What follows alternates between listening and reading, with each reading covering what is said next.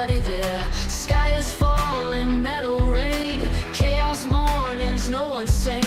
Crumbling towers, streets in flames, forgotten heroes, who knows their names. Broken future, shattered dreams, end of times ain't what it seems. Hello friends, this is Sam Chaney reporting for Weaponized News today, August 17th, 2026. Thank you for joining us on this Monday edition of Weaponized News. Quite a bit to get to on day 170 of the Iran war. We got the ins and outs.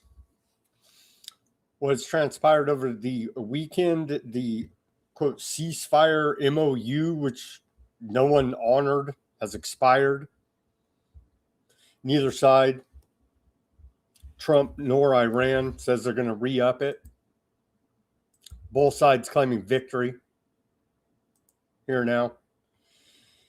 Mutiny in the military. We'll take a look at that. The falling out still going on over USS Abraham Lincoln. Poor Chow. Malfunctioning toilets. Take a look at all that. U.S. Central Command says nothing to worry about.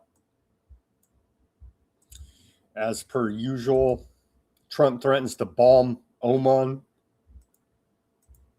The back and forth, Iran's warning of a false flag attack. We'll take a look at that. The ins and outs of Iran war on day 70. We'll take a look at the surveillance state. We got the link here. If you're interested, if you've been flocked, if you've been scanned by one of these surveillance, if your license plate has been scanned by one of these surveillance systems, we'll take a look at that. The fallout from all of the flock violation of our natural rights. The war here at home. We'll take a look at that. Whole bunch of economic news. Take a short look at this Hollywood actress, Hayden Panettiere. She died, 36. She was like in the Epstein orbit there. We'll take a look at that, as she had a new book out and she was calling out the perversions of Hollywood, and died of I guess they're saying drug overdose. No signs of foul play. We'll take a look at that. What do we got? A whole lot of economic news. It's just the circle jerk of AI propping up the markets is ridiculous. We'll take a look at that. More schemes, scams, and frauds from Trump. He's profiteering handsomely as we struggle to put groceries on the table, and we wouldn't have it any other way in the golden age of fraud here, brought to us by Trump. He's profiteering handsomely. Take a look at that. Who does control the Strait of Hormuz? Apparently, U.S. Central Command tells us that, we'll take a look at that their U.S. Central Command region covers more than 4 million square miles, they tell us, including 21 nations. Who knew? Apparently, I missed that part in the Constitution. It says we're police of the world, but that's the case according to U.S. Central Command. We'll take a look at that. Who is controlling the Strait of Hormuz? Trump claims he is. Iran claims he is. Looks like not much traffic going through that bad neighborhood, the Strait of Hormuz. We'll take a look at the recent developments there. We have a bunch of geopolitical news. Russia-Ukraine war dragging on. Quite horrific there. The genocide in Lebanon and Gaza continues, as per usual, as we would expect. We wouldn't have it any other way. Hey, cheer on our greatest ally and tie yourself to genocide. I don't know what else you could want out of life here. No, it's quite horrific, disgusting. The demolition of southern Lebanon continues unabated. And the genocide there in Gaza continues as the genocide board met up. Old Kushner met up with Milei, Bibi Netanyahu, shadow president of America. We'll take a look at the reports of that meeting. And the occupied West Bank campaign of terror by ultra-Zionist settlers continues. We'll take a look at that and take a look at a few jailed, detained American citizens over there in Aardvark land. Where's the outrage? Who cares? You know what I mean? They're half Palestinian. They're lucky they're not dead, right? And then we'll take a look at this. There's the cat's out of the bag, right? The world knows they're genocidal maniacs. So Aardvark land's trying to do something to curb the negative attention that they've created for themselves by killing a bunch of people. And so now they're creating fake think tanks to poison AI chatbots with positive genocide narratives for aardvarks. Who would have thunk? They're trying to rig the system one more time. Take a look at all of that and much more on this Monday edition of Weaponized News. Thank you, everybody, for joining us. And we're getting good news from the YouTube out there. Actually, they're saying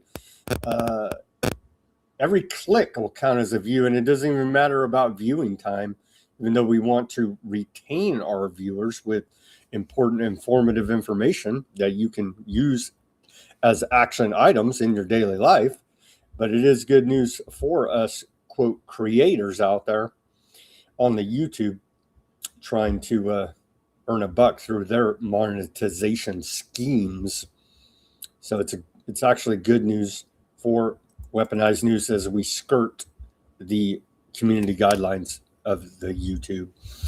All right, all of that out of the way, let's get to this day in history. I see a few people coming online now. Shout out to those in the chat. Shout out to Ruckus on the YouTube, Hum on the YouTube, and shout out to Fat Bob on the Rumble. Yep, cat's out of the bag. The world knows.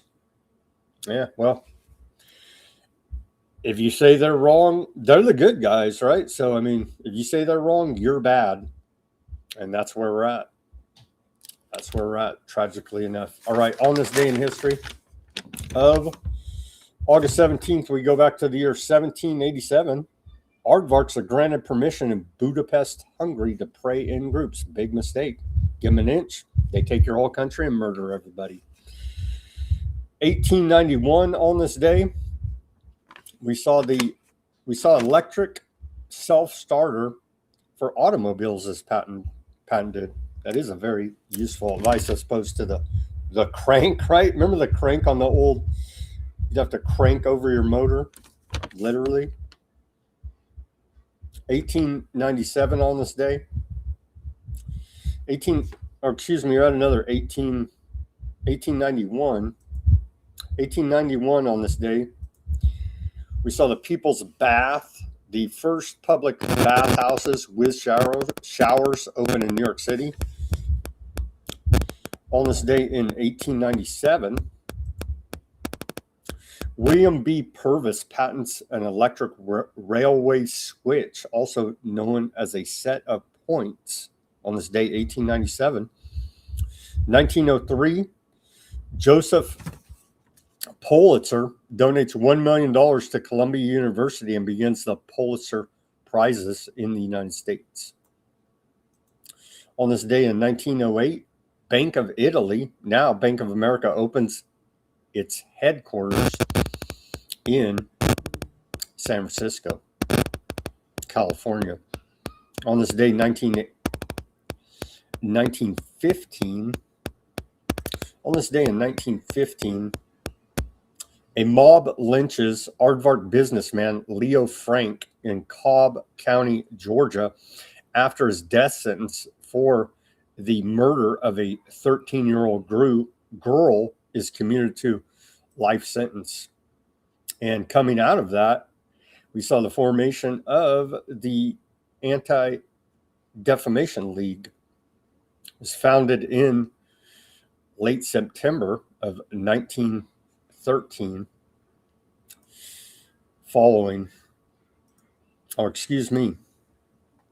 it's tied in there. Yeah, the 1915 lynching further shaped the young organization, underscoring the stakes of antiseptic violence and social exclusion of aardvarks.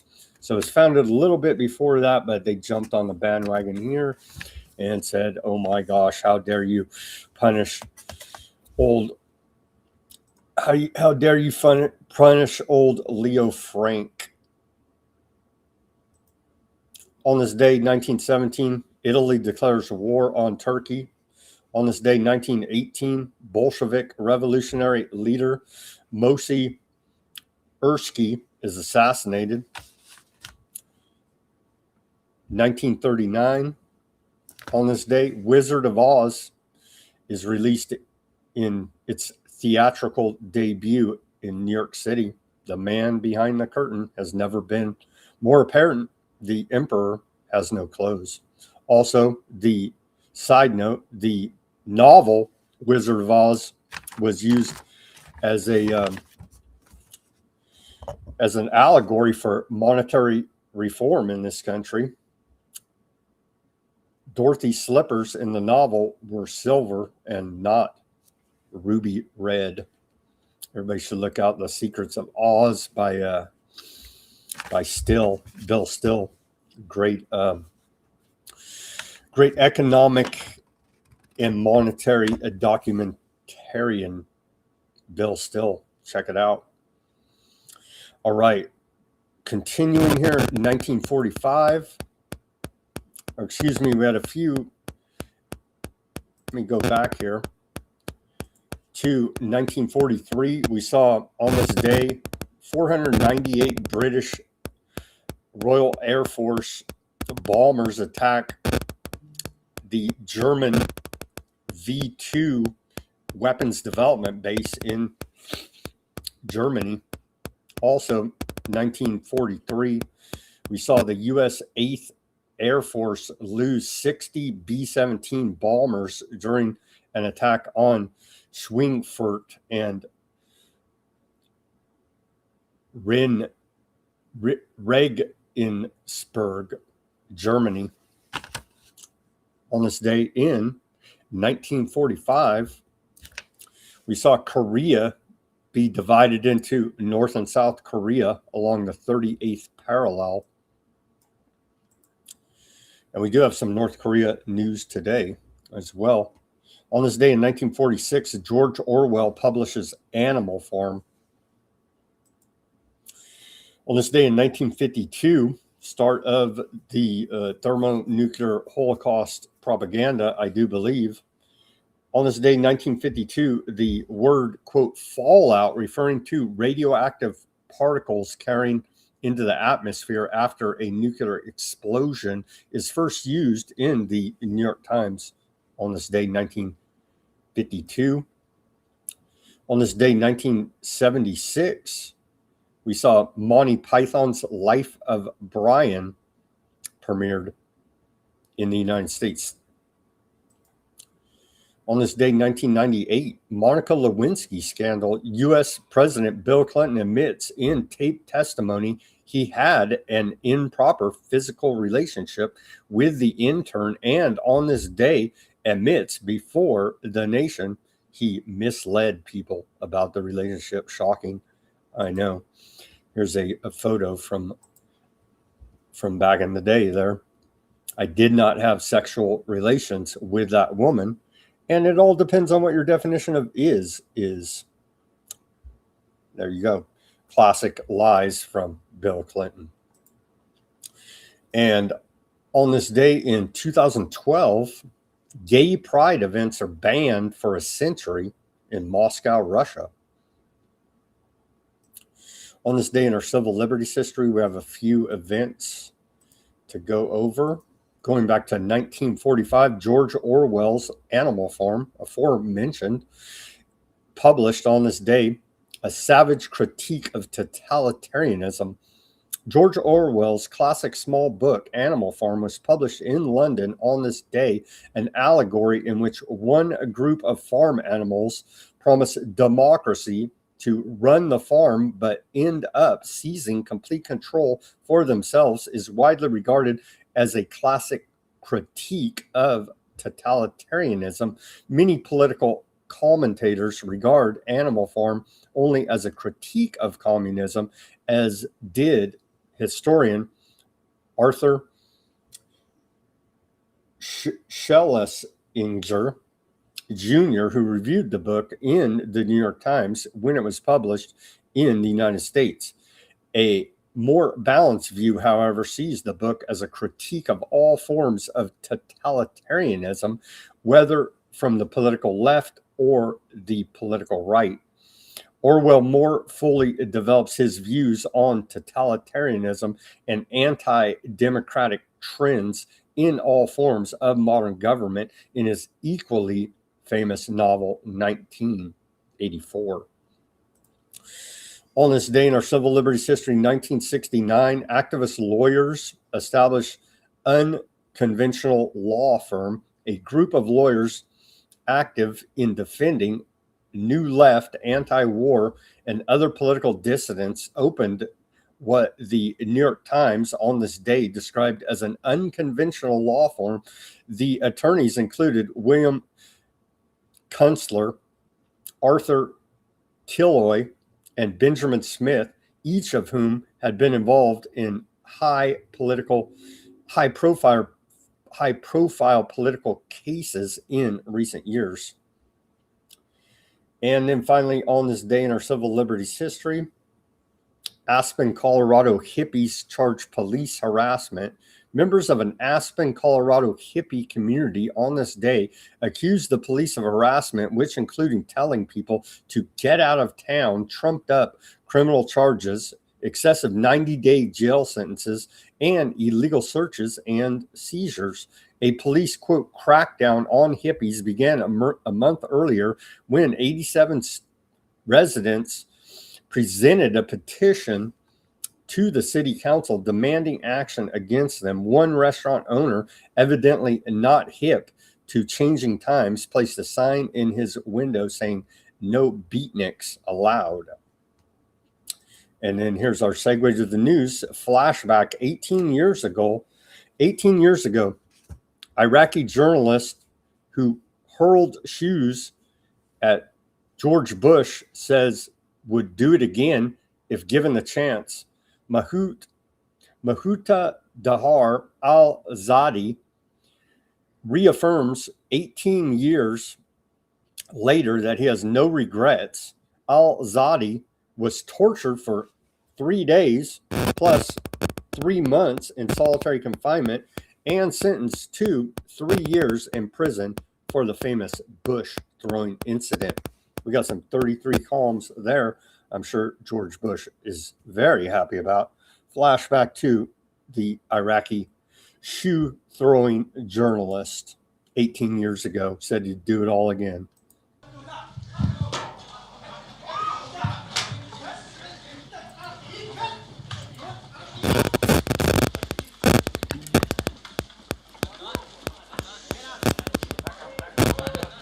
Doesn't bother me. And if you want the facts, it's a size 10 shoe that he threw. Yeah, I don't know why he's pissed. Young Bush and Daddy Bush killed over 1 million Iraqis. I don't know why he'd be upset. We're liberating them. And then here's nonsense. It's just never ending with Trump nonsense. It don't hit anymore. It's not funny. We're on day 170 of the Iran war, and the economy's in the shit. So this is, it don't hit anymore. MAGA fools. Trump posted this over the weekend. Pocahontas and Abdul want to take your stuff and crash the economy. Well, Trump's doing a pretty good job himself of crashing the economy right now, actually. Posted this earlier today out of the White House. The most effective and simplest form of mind control is repetition. They keep telling us, and we keep debunking it here at Weaponized News. Again, for those in the cheap seats in the back, our own intelligence community and the State Department both said before the Iran war, Iran was not an imminent threat to the United States, and we were doing it to defend aardvark land. Here's Trump once again with the repetition. The number one goal is and always will be that Iran cannot have in any way, shape, or form a nuclear weapon. Yeah, bullshit. It's already been debunked by our own government. And so now we're seeing mutiny out there. These long deployments in senseless, illegal foreign wars of aggression are starting to come home to roost. The troops are not stupid out there. They know what's going on. Thumbnail, big falling out over the weekend, written on the dust here of U.S. aircraft. You can see right there some of the comments. Be a good guy and do what aardvark land tells you to. Operation Epstein Fury. It's not lost on the troops here. Peace deal number 46 incoming. All this for the Holy Land. They say what? Be a good goy on here. I love flock cameras. And so it appears that troops out there, the tic-tac-toes, obviously Hangman, all-time classics right there. All-time classics. I love aardvark land. I am a good goyim. So, yeah, quite horrific there. What people in the media don't understand when they compare past conflicts to this one is this operation has no morale behind it. Yeah, because it's complete and utter bullshit.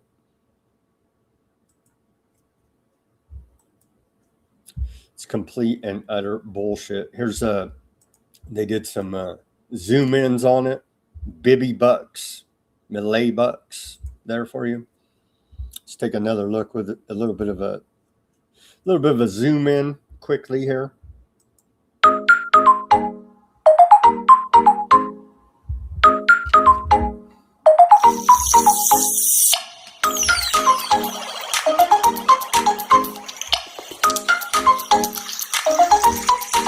So morale's at all-time lows here. They keep lying, but it's not working any longer. Sailors aboard U.S. airships face mold, broken equipment, food shortages, inadequate hot water, extreme deployment schedules, as reports indicate sailors experiencing severe mental health fatigue, and some reportedly have attempted suicide. Here's a look inside one of these U.S. warships. All right, y'all. So a couple y'all wanted to see how the ship looked, or the head looked, aka the bathroom. It's the showers right here, you feel me? This is what we go through on a carrier in the Navy. They say join the Navy, right? Join the Navy. Yeah, look at this, y'all. This is crazy. This ain't even the worst part, man. Sinks atrocious. Wait till y'all see the toilets, man. Look at the toilet. Y'all expect me to take a doo-doo in this, y'all? Nah. Y'all crazy. Look at this. Come on now. Join the Navy though, right? Join the Navy. Yeah, alright. They're going to get busted with putting out these videos, these sailors. And all this fallout with the USS Abraham Lincoln, reports of mutiny, reports of extremely poor mental health conditions, the longest deployment ever at sea, attempted suicides, all this. We have nothing to worry about because U.S. Central Commander Admiral Brad Cooper did a tour over there about what's all going on, and he put out a statement over the weekend, so we have nothing to worry about. He says, my time aboard USS Abraham Lincoln yesterday was awe-inspiring. I wish every American could see the crew in action. You would beam with absolute pride when witnessing their camaraderie, teamwork, and resilience. Here's an important fact. Of the U.S. Navy's 11 active aircraft carriers, the Lincoln currently has among the lowest number of cases related to mental health. This doesn't mean that all is perfect. Find any of the nearly 4 million Navy veterans in America today, and they will likely tell you that service at sea for long periods isn't for everyone. It is uniquely challenging and tough, and every single one of us, including me, reacts to stressors in different ways. I've long believed that mental health is another aspect of individual health and requires our attention just like physical health and spiritual health. Go die for Aardvark land. Just say that and everything is wonderful again. I applaud Lincoln's leadership, the senior enlisted leaders in the Chief Petty Officer's mess in particular, for stepping up and making mental health and crew resilience a leadership priority to all sailors and Marines aboard the ship. Keep up the great work and fair winds and following seas on the journey home. That's very nice of Admiral Brad Cooper there from U.S. Central Command, isn't it? Iran offers $30,000 bounty for killing captured U.S. soldiers. Not good. Things are not de-escalating. We're not getting closer to peace. Iran is getting more militant, more hardline, more belligerent. Iran's military announced yesterday that it was offering a bounty equivalent to $30,000 for killing or capturing U.S. soldiers, with the reward doubled if carried out by a woman. So there's your diversity there for the Democrats or whatever, for the women's rights. Iran's honoring it, offering double the reward for a woman that would whack a U.S. soldier. It's quite horrific, obviously. Anyone who kills or captures and hands over an invading American military personnel will receive a reward equivalent to $30,000 or 5 billion tomans from Iran's army, the statement said.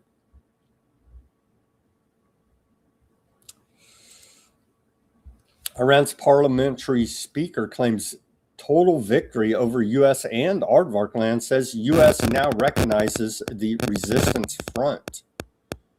Iranian parliamentary speaker Ghalibaf, who heads Iran's negotiating delegation, declared Iran the outright victor in the war with the United States and Aardvark land, and made new claims that the terms of the resulting agreement in comments over the weekend carried on his official channels. He said, "We have won the war on both the military and political fronts." Ghalibaf said,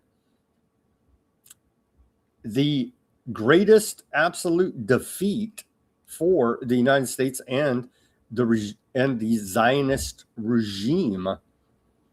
He said the two states had attacked Iran with 9 officially declared, written, and repeated objectives and did not achieve any of their goals at any level.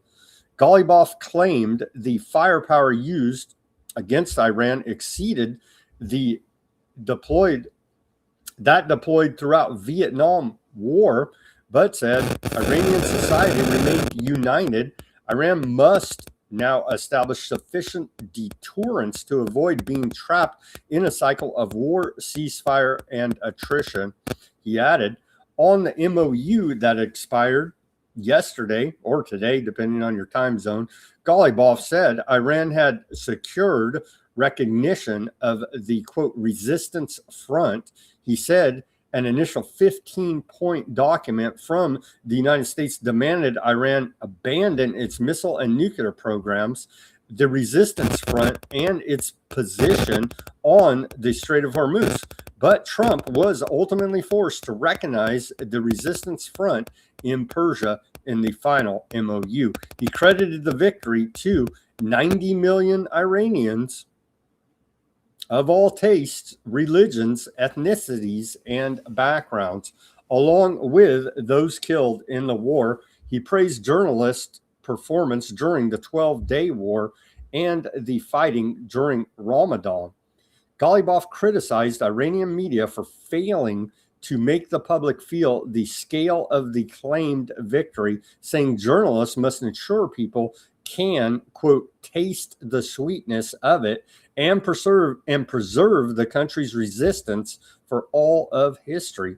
He also declared his absolute loyalty to Iran's current leadership, saying there was no difference for him between the martyred imam and the present leader. The ruling is the ruling of guardianship and leadership. And these were sourced from his Telegram channel, translated from Persian into English here for you, posted by the Drop Site News. This dude, Ghalibaf, right? We know this guy. He's been sticking around the Iran war, talking shit the whole time. And so they did not whack him. Continuing here, Trump threatens to bomb U.S. ally Oman if it gets in the way over Iran deal. He's cussing on, yeah, there you go. Yeah, we'll bomb everybody. Trump tells Trey Younks, war reporter there for the War Channel, Fox News, he's in no hurry as a back channel with Iranian IRGC officials remains open despite Tehran's public defiance. It's the same routine. Trump says, they're begging for a deal. Iran says, we're not even talking to you, bro. What are you talking about? Maybe they're probably both lying, but this is what they're publicly stating. Trump says Iran is dying and playing its hand like a good poker player, projecting strength publicly while facing mounting pressure behind the scenes. His message is that Iran should wave the white flag, and he delivers a stark warning to Oman. If Oman gets in the way, we'll bomb the shit out of them. So great diplomacy coming out of Trump there, i.e. the Department of War head. What do you do with the drunken Hegseth? We negotiate with bombs. President Trump called on Iran to put up the white flag of surrender and threatened to bomb Oman. We just covered that. It's just so friggin' ridiculous. If Oman gets in the way, we'll bomb the shit out of them, Trump told Fox News earlier today. When asked about U.S. weapon stockpiles in the Middle East, he claimed, what we have used so far is peanuts. Trump said he was under no pressure to end the conflict. I have no time schedule. I'm not in a hurry. Adding, the midterms have nothing to do with my thinking. Well, Republicans are going to lose the midterms big here. Iranian Foreign Minister Odysee, this dude, right? He somehow stuck around and avoided assassination. Him, Odysee. He said he had a few things to say today, actually. Earlier today, he said that an understanding has been reached in negotiations with Oman on a transit route through the Strait of Hormuz. Well, we may just bomb the hell out of Oman next. Baghdadi said the talks have proceeded slowly, but we had planned a still plan to finalize the understanding in the form of a package, the map plus a joint statement. The talks with Oman, Odysee said, narrowly on mapping new navigation lanes for ships since the previous routes are no longer operational. Whether the strait actually reopens, he said, will depend on the fulfillment of other conditions to which the United States must adhere.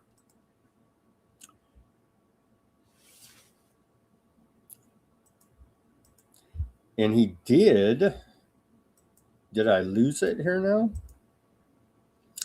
I wanted to, yeah, okay. Here, Odysee said, suggests false flag behind this attack.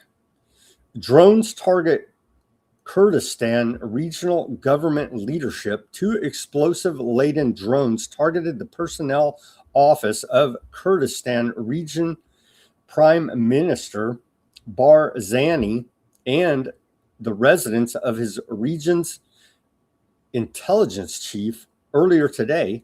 Barzani said on X no casualties were reported. The Kazakhstan region's counterterrorism directorate said the drones were launched from Iranian territory. No group immediately claimed responsibility. Barzani called the attacks a dangerous escalation and a direct threat to the security and stability of the region. Barzani is the cousin of another Barzani, Nakivan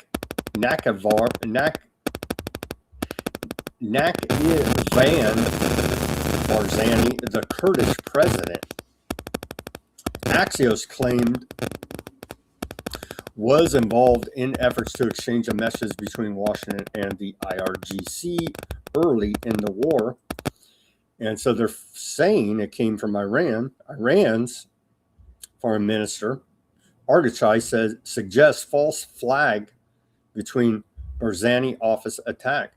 Iranian foreign minister Odysee condemned the drone attack on Kurdistan regional prime minister Barzani's office and urged Kurdish authorities to remain vigilant against, quote, false flag ploys to sow discord between neighbors.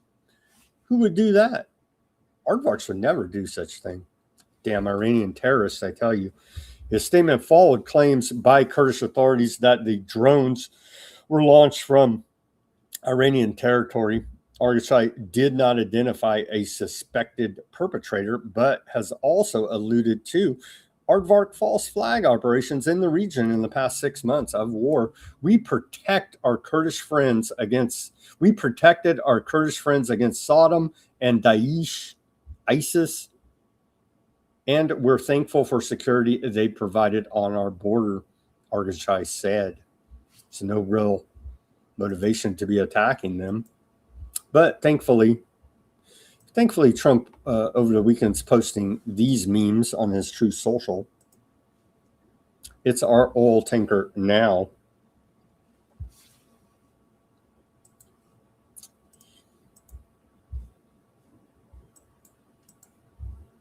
Iran has issued the Trump administration an ultimatum after countless threats and stalling. According to a Reuters report, the ultimatum was communicated via Pakistan and Qatar, demanding that the United States must end its naval blockade and return to serious negotiations, or Iran will decide to go back to war. Iran's IRGC has reportedly planned a massive preemptive strike against U.S. and Aardvark land targets, ramping up missile production and major escalation plans that include cutting undersea internet cables in the Gulf and a potential ground incursion in Kuwait to seize U.S. military bases. As Tehran concluded, the June MOU was a U.S. tactic to buy time for a bigger attack. According to the Wall Street Journal, the IRGC has prepared plans for preemptive attacks against the U.S. and Aardvark land assets, with target banks updated beyond military sites to include economic and strategic targets. Iran has developed capabilities to attack deep sea fiber optic cables in the Persian Gulf that carry 30% of global internet traffic, a move that would cause an economic earthquake. The cables that keep the Gulf online are in the crosshairs. Qatar, Kuwait, Bahrain, and the UAE rely on these specific cables for over 90% of their operations. A strike would cripple banking, e-commerce, and the massive AI and cloud computing hubs that Gulf states have invested billions to build, including data centers operated by Amazon, Google, and Meta. The region would face immediate widespread digital isolation. The AI and cloud infrastructure that Gulf states have positioned as the future of their economies would be stranded overnight. the U.S.-Iran MOU officially ended today, August 17th. Iran has reportedly given the United States a, quote, few weeks, surprised I didn't say 2 weeks, ultimatum to meet its demands, or it will shift to a fully offensive posture and launch a, quote, timely and precise military attack, according to Reuters, citing a senior Iranian official. Iran's demands include $3 billion or $300 billion, excuse me, in reconstruction funds, full release of frozen Iranian assets, lifting of the U.S. naval blockade on the Strait of Hormuz, end the war across all fronts, permanent resolution on the Strait of Hormuz. He emphasized Iran has reportedly decided to shift from a defensive to a fully offensive posture. Iran's demands remain the same on day 170 of the Iran war as they were at the very beginning of the Iran war. Here now. Okay, well, more of that in the geopolitical section. On to the war here at home for our privacy and our natural rights. Jason Bassler posts this meme into the flock debacle here. Danger, they are conditioning you to view your privacy as selfish. Yeah, don't believe them. They're perverted spies. A Carolina town is very upset after someone walked up to 2 separate flock surveillance cameras and blasted them with foam. You can see right here in this image. It's becoming a thing here now. Halloween, in a couple months, October, right? Halloween reportedly being promoted as, quote, Deflock America night against flock surveillance cameras. Don't do anything illegal out there.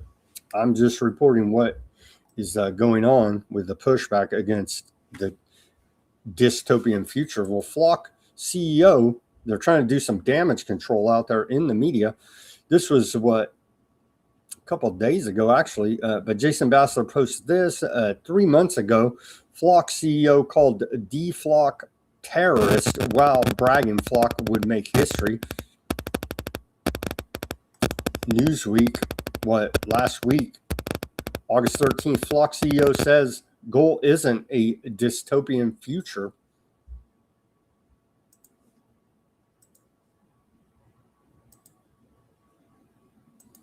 County commissioner to Flock rep.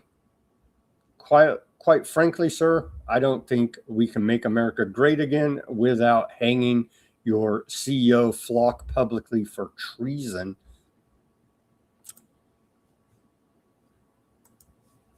One of our founding fathers, Benjamin Franklin, once famously said that those who would give up essential liberty to purchase a little temporary safety deserve neither liberty nor safety. And I actually have a problem with this resolution because I think it needs to be amended. It's too open-ended. It says that we shall not review it until such concerns have been addressed, as laid out by Gary Stidham and written in the resolution.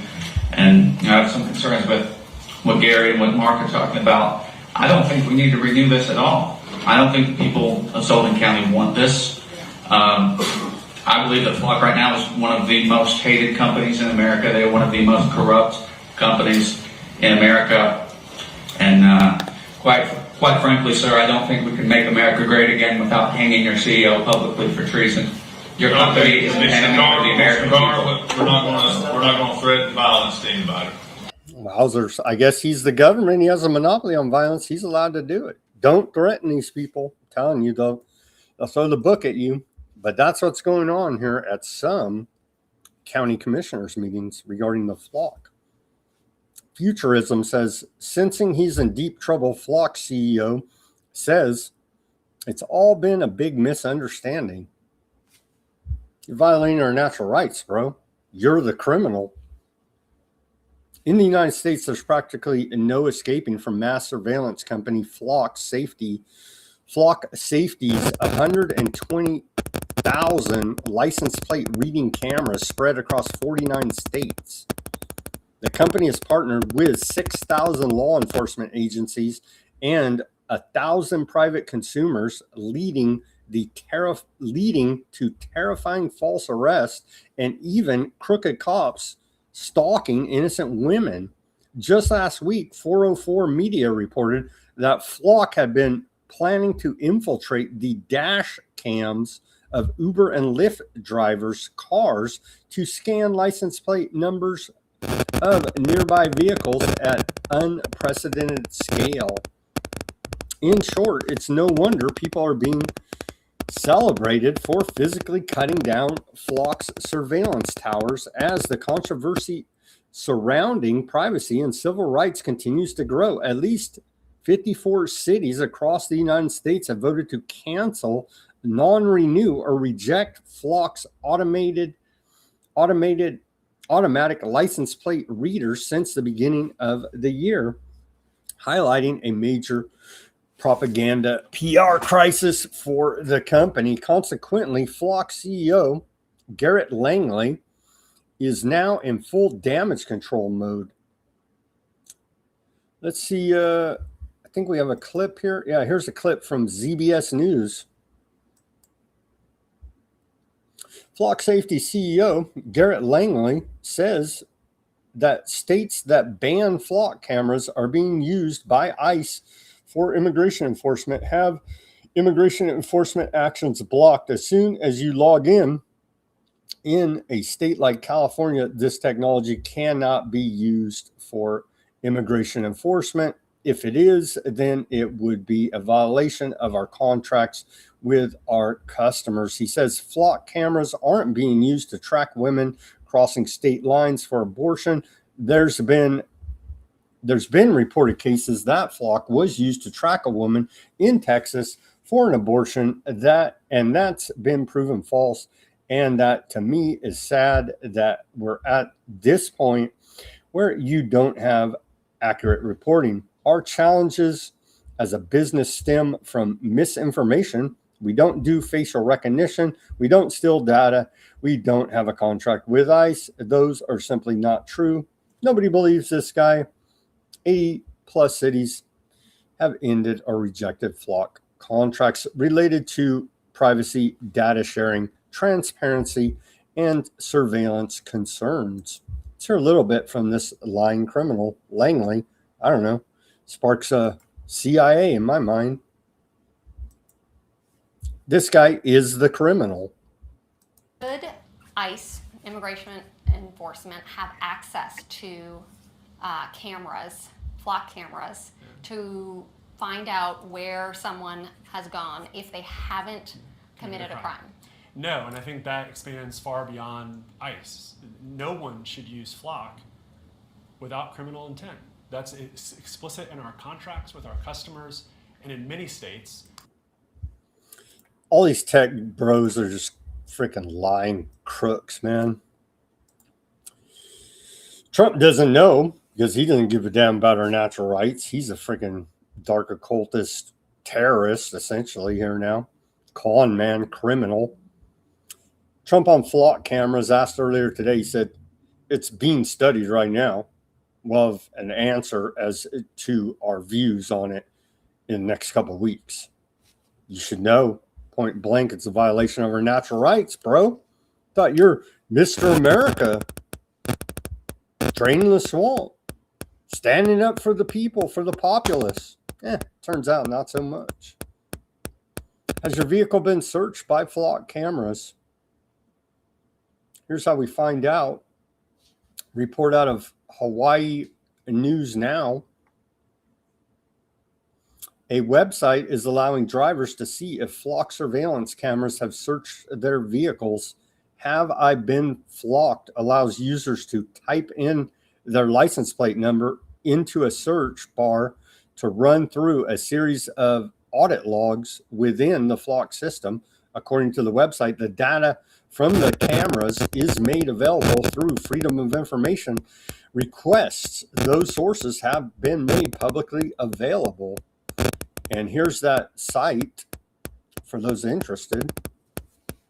HaveIBeenFlocked.com there, and you can enter your license plate number and find out what data they have on you that's been made publicly available there.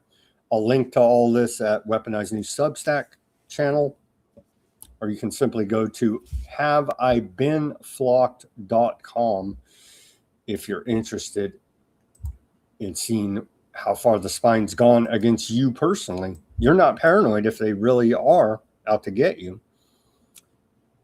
The Police 2.0 put out this video coming next after all these surveillance, Axon, Flock, all the other surveillance coming next, spy drones to keep you and I safe.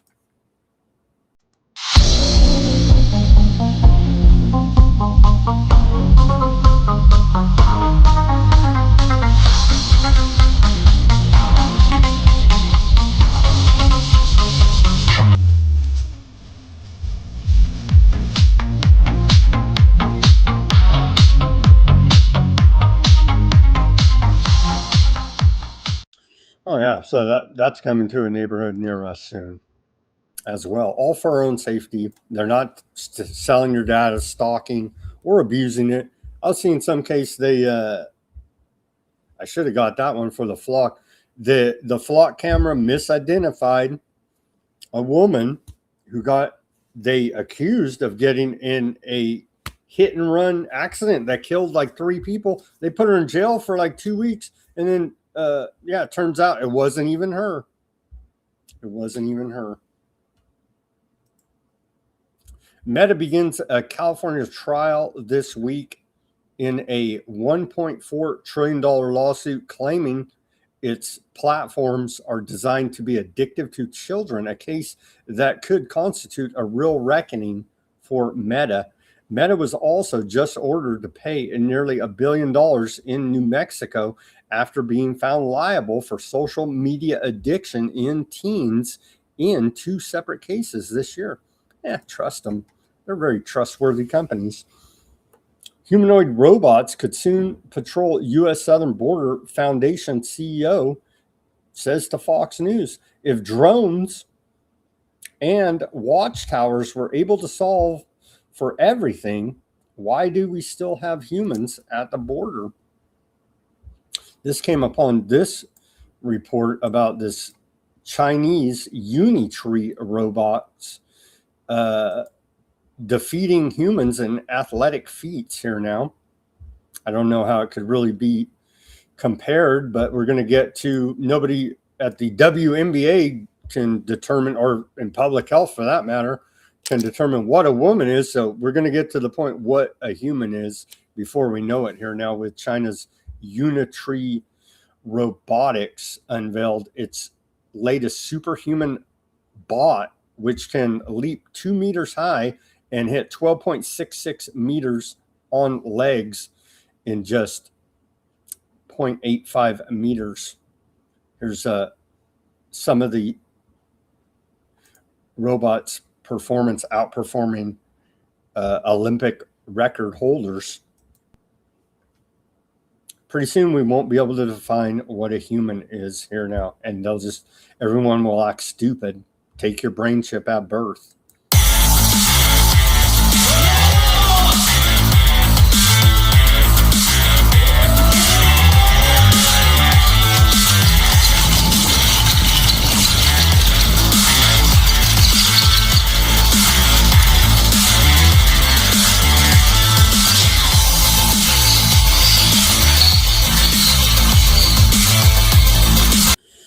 So there you go. Can jump higher and run faster than famous Olympian Usain Bolt.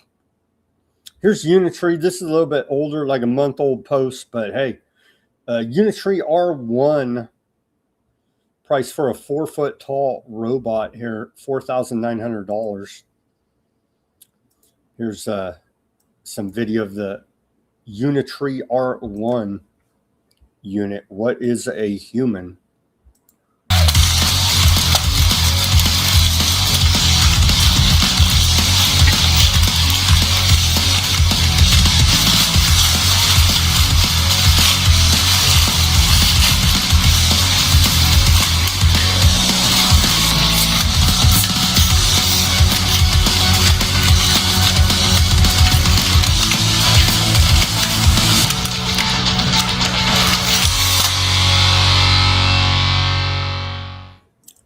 There you go. Coming because the flock camera said you did something wrong to your home soon enough. Is Mitch McConnell dead or alive? I don't know. As reported, a month ago now, Governor Andy Beshear out of Kentucky said that he had multiple reports Mitch McConnell was no longer with us. Mitch McConnell absolutely refuses to film a video, according to Andy Beshear, governor of Kentucky. Is he alive or dead? Who cares? As long as he votes for more war, it doesn't even really matter now, does it? Here's a post by Wall Street Apes. And this video has been out there for a while on YouTube, actually, but more of these mask disguises out of the CIA, former CIA spy and chief of disguises. Let's watch this clip. But they have a very high production video on her channel showing you how it all works. They've been using these masks for many years. White House and briefed the president, and he didn't know. Hold on. You tricked the President of the United States? And the Secret Service. What was your disguise? A full face mask with hair attached. It was actually a girl that worked with me. Her name was Becky. But I wore her face very nicely, and I dropped 20 years in a heartbeat. Anyway, went in and briefed the president. Now, the president back then was George H.W. Bush, who had been director of CIA at one point. And we had done some disguises for him, mostly for entertainment. He wasn't out on the streets doing work, but mostly, I don't know, for a conference or something. He had a couple of disguises. So I took him some 8x10 glossies of himself in disguise. Because now I'm in my salesperson mode. I'm softening him up because I want him to love this thing I'm going to show him next. And it's going to be a really expensive program, and I want his support for that program. So he's looking at the pictures of himself, and he's laughing. I had never seen George H.W. Bush laugh before. I was impressed. And I said, well, I'm here today to show you the best new thing we've got. You're going to love it. And he's behind the Resolute desk, and he's saying, well, where is it? He's looking, are there bags down on the floor by me? No, there's nothing. I said, well, I'm wearing it. And what I'm going to do is just take it off and show it to you. And he said, no. And he got up and he walked to my chair and walked around my chair, and he couldn't find it. So he sat down and he said, okay, take it off. And I did that Tom Cruise thing. Bush loved it. Everybody loved it. It's a great new capability. Can you show me the photos? I think you have photos here from this. Oh, so that's you. That's me on the far right. That's Bush looking at the pictures of himself. That's you in that disguise? Yeah. Totally animates. The mask animates? Yeah, that was the hard thing. It's not hard to make it look like you, but to get it to move. I mean, I got through the Secret Service with it. Wow. I know. The CIA is saying that they have face mask technology that is so convincing they can talk to the president, they can talk to the Secret Service, and they won't notice anything is different. They'll actually think they're talking to a real different person, which is crazy. Are any of these clowns real? Or are they just CIA agents wearing masks? And that's been out a minute. People could look up that ex-CIA makeup mask spy lady, Joan Mendez. And some of the videos are just striking. They go through the detail about the masks in even more detail than that video. Maybe we'll pull some of those up for a later event. Here at Weaponized News, continuing here. The tragic death here of Hayden Panettiere. She was on the heck was that show? Heroes, right? Save the Cheerleader, Save the World. Well, she died over the weekend, yesterday, I believe. Was it yesterday? It was announced yesterday. Over the weekend here now. last night, it was announced that she died at age 36. Cause of death unknown. Her, right?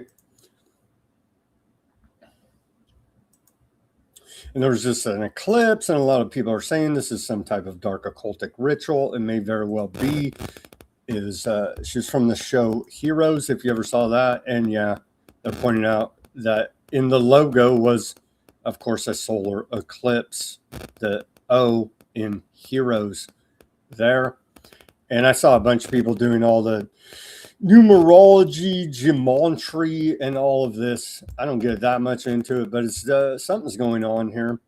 As she had just spoken out recently, she put out a book, and she was on the promo tour for the book, and she had said that she was abused by Hollywood, as many others. Let's take a look here. She's dead 3 months after making a claim that she was 18 and essentially nudged, let's just say, into some of this sex trafficking type behavior by a big Hollywood publicist. Let's watch this on a show she did about 3 months ago. There's all of them. All of them. You write about a moment in your career and that was old Stephen Baldwin, I believe, where a friend of yours takes you onto a boat. You're led to a room which has an older man in it, and then basically told to perform sexual acts, and Oh yeah, perspective completely shifted, and I realized that I was in danger. But by the time I realized I was in danger, I was quite literally out to sea, and it was that moment shook me and was shocking, and I was quite literally walked down, and I had been having a great time. There was no hints of anything like that happening, so it took me. I was shocked. It took me by surprise, and it was led by somebody that I had grown to trust and see as a protector and somebody who had my back, and to be walked down the stairs, and it was as like a surprise, presented as though it was like a surprise. And it was this very small room, and she physically put me in the bed next to this undressed man who was very famous, and had his hands like this, like this was just, Again, that was like 3 months ago. She didn't name the names. She named some names in her book here now, but we don't know who she's actually talking about, because she never names the names. But part and parcel for the whole, she was talking about being on an oligarch's yacht and being shepherded into a room there where some famous dude was there naked in bed, essentially, and told to go ahead and have relations with him. And so it's like one step removed from the whole Epstein orbit. Her her interactions here, all part and parcel for the whole occult Hollywood scene and the rituals and the blackmail that goes on there, tying back in with Epstein as the Epstein Files cover-up continues. Attorney General Todd Blanche said he is not a personal servant of President Trump. Funny. Some good news. Well, we'll come back to that. Let's take our live commercial break. We got some Epstein reporting here, the latest developments. But let me take the live commercial break here at the top of the hour. Give me the like, share, subscribe, push that notification button. We went through an hour's worth of news there, commercial free. Give me the like, share, subscribe, push that notification button. Go to weaponizednews.com/shop. The link's in the description below this video. Get yourself a holograph sticker, white background sticker. We got the clear sticker over there. Weaponizednews.com/shop. We have t-shirts, baseball caps, coffee mugs, shot glasses. As some in the audience say, this show may induce heavy bouts of drinking. However you choose to support this broadcast is appreciated. Go patron the store, weaponizednews.com/shop. The link's in the description below this video. Become a donor. We take donations as well. Buy me a coffee, Bitcoin wallet address, Cash App. Links are in the description below this video if you don't feel like patroning the store. Become a Weaponized News Substack paid subscriber. Everything's free there on the Substack. We're streaming there live now. You'll get the full show, summary of the show, links to almost everything we talk about for documentation and further research purposes. It's all free. Become a free subscriber. We would really appreciate if you become a paid subscriber at Weaponized News Substack channel. Show your support for independent reporting and analysis brought to you 5 days a week, broadcasting live Monday through Friday, 5 p.m. Pacific, 8 Eastern Time, a Weaponized News on all of your big tech channels there as we're fighting back, trying to rebuild after the bat debacle essentially took us off the internet.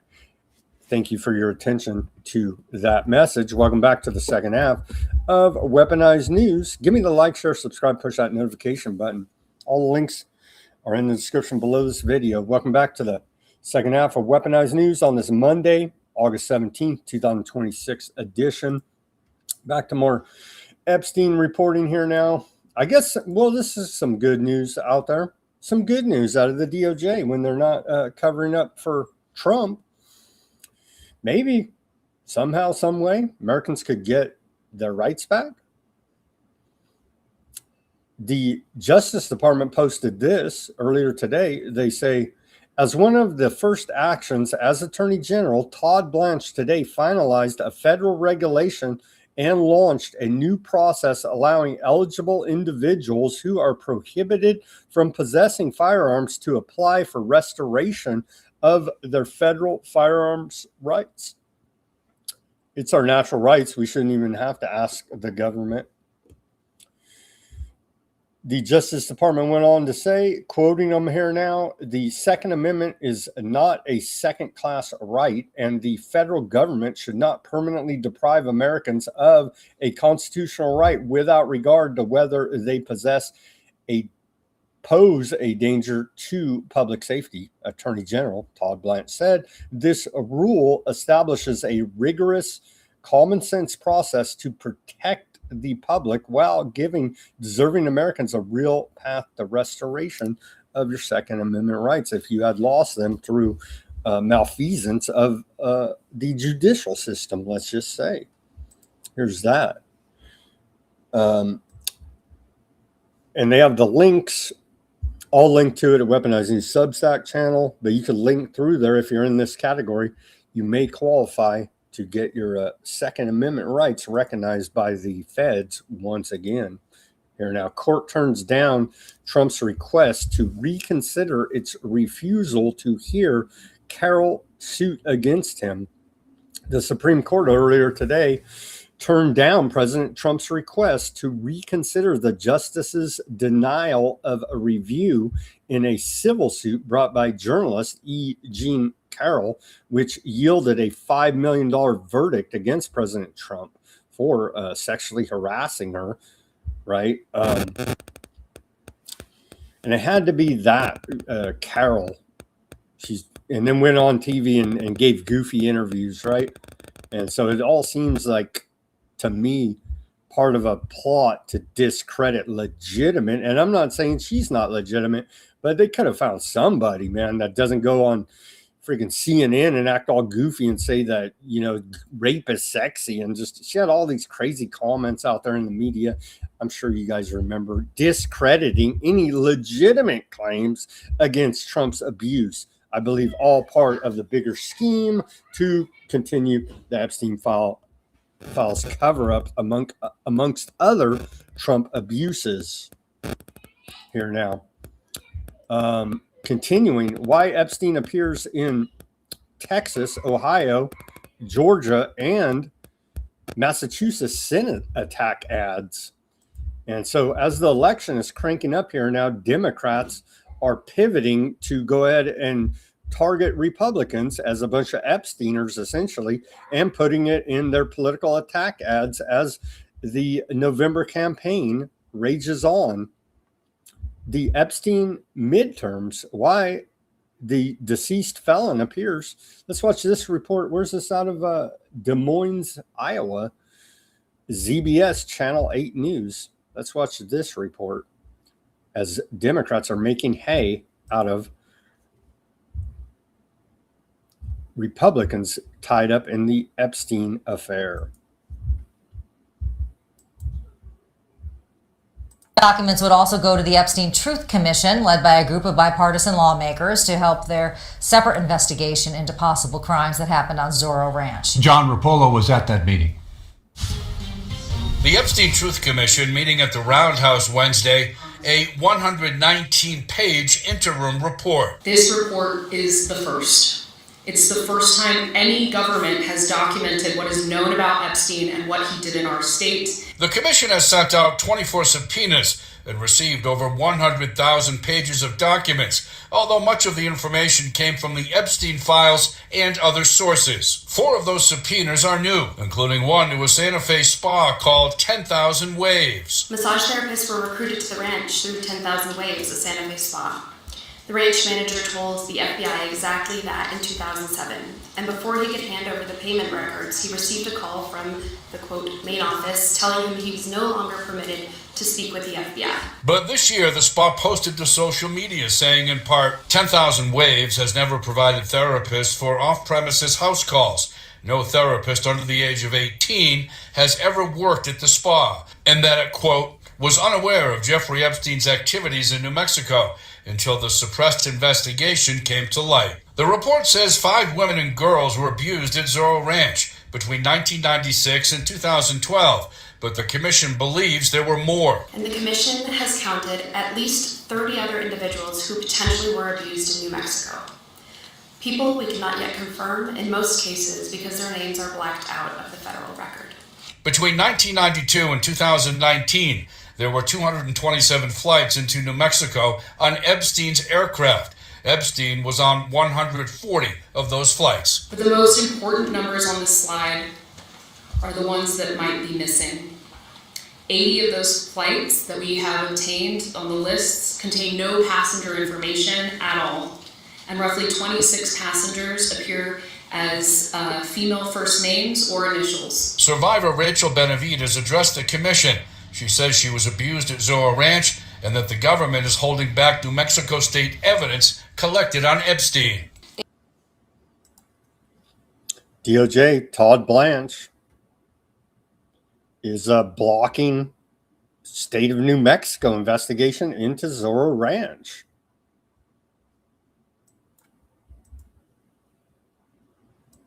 Here's Todd Blanche on what Meet the Prostitutes over the weekend. You and DOJ will, quote, uphold the law without fear or favor. You, of course, used to be President Trump's former personal defense attorney. Can you pledge that the Justice Department will always act independently of the White House? Well, there's a big difference between saying we will always do our job and investigate any case and act independently of the White House. No, I'm not going to pledge that, and no attorney general should ever pledge.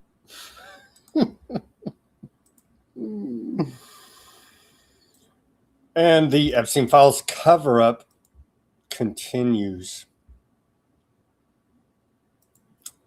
A little public health news here. The FDA is admitting they have no idea what's being put into our food. That's why we should definitely trust the regulators when it comes to Food and Drug Administration approvals. Reform is widely regarded by the left and right as the most important food regulatory effort of the past 30 years. This is what everyone has been clamoring for. We got it done today. The real issue here is that the FDA commissioner, as we sit here today, does not know what's in our food. Most Americans, most moms would assume that the ingredients in our food have been subjected to safety studies. That is not true. For the past 40 years, the food industry has taken advantage of a loophole where they can generally recognize a food as safe, grass. And 95% of food ingredients now in our food supply have been self-identified as safe with no safety studies. Once you designate that loophole, you do not have to submit the ingredient or safety studies to the FDA. And that loophole use has led to the FDA not knowing what's in our food. It could be 2,000 ingredients, it could be 10,000. We don't know. There's Well, at least they're doing their job keeping us safe.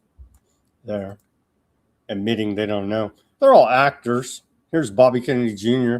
He has a new TV show, the Real Food Show. And so they're literally showing you their actors here. And he's letting you know on his show here, what's it called? How to make a perfect omelet for $5. And so at least he's not pumping Ozempic today. They say how to make a classic French omelet and fresh side salad, all for under $5 per serving. And you can watch that on his YouTube channel because they're actors and it's all fake bullshit. But there you go. Maha, the Real Food Show. Continuing here. Medicare for All would save Americans as much as $40 trillion over 10 years if it was implemented well. The More Perfect Union says. That's what Democrats and left-wingers and all these people that want Medicare for All, you got to get through your head that, yeah, this Rockefeller medicine system is good at trauma care. The rest of it, forget about it. You don't want care from them.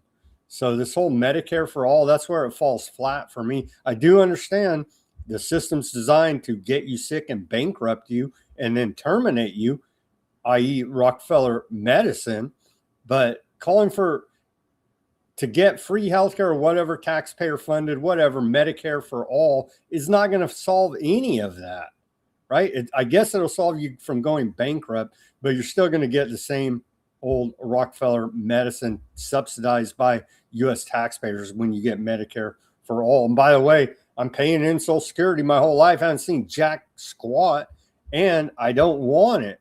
Honestly, I want trauma care. If I'm dying, stitch me up. If I get in a car wreck, stitch me up. The rest of it, save it. And miracle up the rest of the fools out there. I'll stay at home. The White House is just rubbing in her face. Don't be a panicking here with the this meme over the weekend. There's 60 grams of protein in not being a panicking, by the way. It's so funny. It's so funny we can't afford groceries. No panicins at the bottom of the pyramid, upside down, they tell us, out of the White House. Well, they can lie and cheat and steal only for so long. U.S. 30-year Treasury yields hit 5.3% for the first time since the run-up to the global financial crisis. And so warning signs are flashing red here now that the U.S. economy is not in a healthy position. You can see it right there.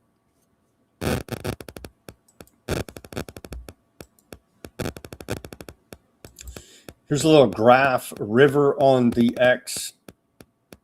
Here is where 40 trillion in national debt came from. We're almost at 40 trillion. Not quite there yet, but we'll be there probably in a week and a half, something like that. U.S. federal debt increase by president. You can see Obama spent a lot, Biden spent a lot. Add up Trump 1 and 2, and that's more than Obama. Probably not more than them both, but you can see right there, just going hog wild. A little less than halfway through Trump's second term, and he'll surpass Biden here, I'm sure. But a little bit, you can see right there how these fiscal conservative Bush and Trump have just destroyed the U.S. economy, the value of the dollar, with never-ending spending from the U.S. federal government. Workers' share of national income hits a record low. Economist Justin Wolfer says only 54.4 cents of every dollar generated in the U.S. economy now goes to workers through wages and benefits, the lowest share in data extending to the Great Depression, 1929. Everything's wonderful in the golden age. We love Aardvark land. So I don't know what else you want out of life. You get $50 off of Ozempic at trumprx.gov. Don't worry about eating. Just inject synthetic Gila monster venom to paralyze your stomach. Continuing here, he says that helps explain why record stock market and corporate profits do not feel like prosperity to workers. The gains flow largely to asset owners. The top 10% receive about 4/5 of positive capital income, while the top 1% take more than half. Wolfers estimates a 5-point drop in labor share equals roughly $10,000 less in annual wages per average worker than if the share had remained stable. He points to giant firms that grow sales faster than payroll, globalization, and weakened worker bargaining power.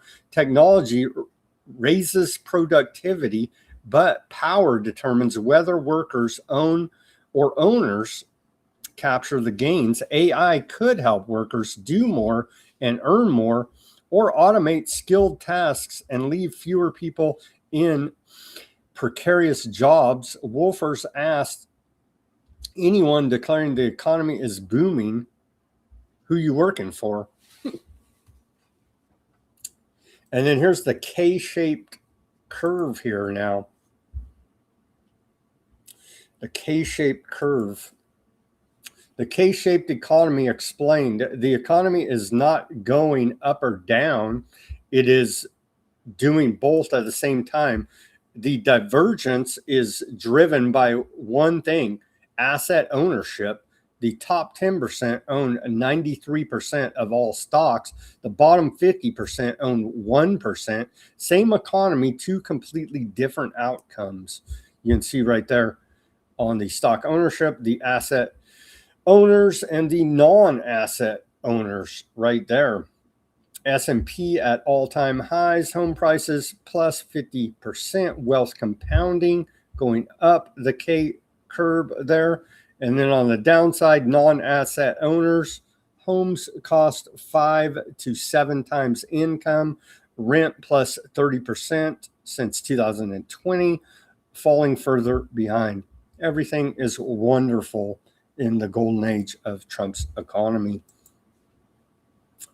In a circle jerk keeping up the market in large part here now, NVIDIA has agreed to provide a more than $100 billion backstop for massive new OpenAI data center in Ohio, according to the Financial Times. Details include NVIDIA will provide credit support for the land, power, and shelf for the facility, capped at $105 billion. The data center is being developed alongside a SoftBank-led energy companies. NVIDIA will also invest $1.5 billion into SB Energy, an energy company founded as part of the SoftBank Group in 2019. OpenAI plans to lease as much as 8 gigawatts of AI computing power at the data center in Pike County, Ohio, which will take until 2032 to complete. This will mark one of the largest AI infrastructure deals yet. And here's a great meme that Stock Duty posted underneath that report to show you how ridiculous it all is. Circular AI economy. NVIDIA backs the financing. Proposed guarantee: lenders lend up to $250 billion. $250 billion in finance goes to OpenAI, builds Ohio data center, build plus fill with GPUs. NVIDIA GPU sales, cash comes home, GPU revenue back to NVIDIA. And you see right here, guarantee the loan, sell the chips, get paid right across there. the circle jerk known as the U.S. markets here now in large part. It's just so ridiculous as we continue to report. Here now, Jensen Huang, the CEO there of NVIDIA, put out a big old post rationalizing, essentially selling, right? Selling more of this fraud. I'll spare you reading it. But yeah, they know that the game's almost up, and they're doing lying, cheating, and stealing, anything and everything to keep this fraud train going. JP Morgan on AI financing. Here's another useful chart posted by Unusual Whales. You can see here again how it's working here. The circle jerk of AI data center build-outs. OpenAI, they'll lend some money here. They lend it back on agreement, financing it off the back of their orders. You can see right there. And also AMD, the other chip maker, Microsoft, Oracle, hyperscalers, Amazon, Google, Meta, hyperscalers, the AI, Anthropic, OpenAI, XAI, CoreWeave, NeoCloud. And it's just all this incestuous relationship keeping this giant Ponzi scheme going, known as the AI hyperscaler build out, and AI is taking over the world. It's a giant Ponzi scheme here now as we continue to report. NVIDIA gets paid up front. The borrowers and their lenders carry the default risk. And because private credit is ultimately funded by ordinary savers through instruments like pension funds, the tail risk lands on households, according to the BI there. Big short investor Steve Isman has said that the artificial intelligence boom has become increasingly dependent on the fortunes of just two companies, OpenAI and Anthropic, according to a headline out of CNBC. Ray Dalio, big financial economist dude out there, saying that he sees the classic signs of a bubble with AI, says the stock market looks like the run up to 2029 or the year 2000, i.e. the Great Depression and the internet.com boom bust there. 23 million Americans aged 18 to 29 are living with family, the highest number since the 1940s following the Great Depression, according to Bloomberg. It's all wonderful. Stop drinking Starbucks and you could have a freaking brand new house too, we're told. Water privatization. They're rolling out plans to go ahead and privatize water. It's been reported for a long time. Water is the new gold, as these oligarchs never thirst for more accumulation of natural resources. Here's we'll play a little bit of this clip, the privatization of water. The challenge that we have today is when I have a senior citizen call me and tell me she's peeing in the backyard because her water bill and her sewer bill doubled, and no one cared about that. Across the country, private companies are swooping in to buy water and sewer systems from the local governments that own them. The result for customers? Skyrocketing bills more than double what they used to be at a time when inflation is hitting Americans' wallets hard. The motive for investor-owned utilities is profit, revenue, and that's what matters. It's not water quality, it's not reliability, it's not whether the customers are happy, it's not your neighbor, it's just a money-making machine. What the hell happened to the idea of public utilities? I guess it's all out the window with private equity trying to get richer, and to hell with you, Granny, pee in the backyard. We may have a drone spy you and bust you for indecent exposure, by the way, and take in that fine money as well. Amazing. But hey, Trump's bragging the biggest prescription drug price deflation in generations. Don't do the drugs, kids. They don't have much to brag on out of the White House. Don't do their drugs, kids, if at all possible. Don't do their drugs. Thanks to the Trump administration and Trump RX, prescription drug prices are plummeting. Promises made, promises kept. Huh. Maybe don't do the Rockefeller medicine drugs in the first place. Just saying, if at all possible. More of the actors here. They're just straight up actors. They roll out actors. Here's Dennis Quaid, right? And so they just roll out actors. F. Kennedy Jr., your HHS Secretary. I'm joined today by my good friend, actor, and patient advocate, Dennis Quaid. Today we're announcing bold new actions by the Trump administration to improve care, accelerate research, and speed innovation for Americans living with Lyme disease, with alpha-gal syndrome, and other tick-borne diseases. Too many Americans spend months or even years searching for answers. Too many are misdiagnosed. I agree with all that. I hope those people suffering from that can get some type of relief. I have my doubts it's going to come from the government. But they're again showing you they're actors. I don't know. Closed down lab. What is it? 157 there. Just saying. Australia to start rollout of H5 bird flu miracles for native species in a bid to limit the spread of bird flu outbreak, starting with 5,000 plus fairy penguins, each receiving 2 separate doses. News 24 reports. I'm sure that won't cause another giant outbreak. We can't seem to leave nature alone. The mad scientists were not happy enough with the bat times. They're working on trying to create a issue here with the birds as we continue to see trying to gin up some type of public health scare. My gosh, you people need to be afraid of the air. Tech layoffs this year have already flown past all of last year, 2025.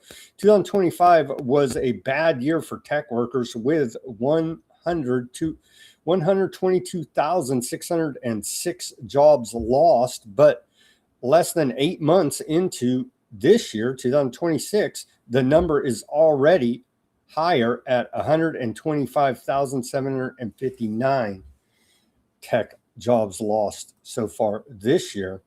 Young people really don't trust the tech bro oligarchs. I don't know why. They're a bunch of freaking commies, right? Of course you would trust technocracy, the Technate, the Greater North America Project. Why wouldn't you trust them? They just want to camera up everybody's rear end, implant a brain chip into you at birth, and 24-hour surveillance. What's there not to trust? It's all for our safety. New polling shows that among adults aged 18 to 34, 81% don't trust Alex Karp. I don't know what could cause that. Him ranting and raving like a maniac all over the mainstream, saying that, he's looking to target analysts that down talk his stock price with fentanyl-laden drone attacks, amongst other psychotic breaks he's had in mainstream interviews. I don't know what could cause the distrust. 79% don't trust Peter Thiel. He doesn't even trust himself for that matter, moving in large part his family to Argentina to dodge the surveillance dystopia he's helped create here in America. 71% don't trust Mark Zuckerberg. Well, that's a damn sin. 70% don't trust Elon Musk, and 69% don't trust Sam Altman. I don't know why. They want you to look in that, get your biometrics to get WorldCoin crypto to go ahead and build out the profile they already have on everybody a little bit more with an iris scan. What's there not to like? Allegations by his sister that he had inappropriate sexual relations all growing up with her. What's there not to like about these guys? They're not creepy, freakazoid transhumanists that believe they're going to merge with machines and live forever. What's not to like about these guys? Running never-ending scam schemes and fraud jobs on the American people. Missouri House has AI already taken over government. It looks like in some part, at least, it's taken over the Missouri House of Representatives. Missouri House members recently released a framework demanding transparency from AI companies. When asked if they made the document itself with AI, they denied it. But after an investigation by local news there, NBC5 revealed the framework was, in fact, written by ChatGPT. Let's watch a little bit of this short report out of Missouri. We already have AI running the government. Missouri lawmakers wrote a guide to help your town ask AI companies hard questions. When we asked the lawmakers a hard question, whether AI wrote their guide, they said no. The guide itself says otherwise. Our political editor, Mark Maxwell, has been digging into this one with an assist from our technology department. Mark? Yeah, Mike and Kelly, lawmakers came to Lindenwood today to hand out this 14 pages, all meant to help your town negotiate with AI companies. Pretty useful stuff. It also has an oddly familiar layout, identical sections, bracketed blanks, the file name even. I've seen thousands of government documents, and this just didn't look like one. What large language model AI did you use to format it? We did not use a large language model AI for that. I put all these into two different AI and asked it to scan and identify. They have a 95% degree of certainty that AI drafted and formatted this document. You're saying that's wrong? That's wrong. No. House Republican Mike Koslow challenged the method I used to check my hunch. He wasn't entirely wrong. The idea that we take a document like that, wrote this, run it through AI and say, hey, was this AI generated? And AI comes back and says, the format looks familiar. I think that is quite a stretch. Fair point. AI detectors just guess, but documents don't. So I took the file itself to Jeff Bailey, KSDK's head of technology, for a closer look at the metadata. Ah, there we go. Under Author OpenAI. What does that tell you? It was authored by OpenAI. That's the parent company of ChatGPT. So they just lie. I mean, yeah, you're busted, dude. You had AI write your framework for transparency for AI companies and then lie to the public about it. It's just ridiculous. These clowns calling themselves government. NASDAQ plans an overnight trading session from 9 p.m. to 4 a.m. Eastern time because the casino's not open long enough, apparently, for the gambling addicts out there. Solidifying our firepower. This critical investment will accelerate Tomahawk missile delivery to our warfighters at unprecedented speed and ensure our fleet is equipped with overwhelming American power. So while you and I struggle to put food on the table, Raytheon is making out like bandits here, as per usual for the military-industrial complex. Department of War announces $22.9 billion contract with Raytheon, accelerates production of Tomahawk missiles. That's very exciting for Raytheon.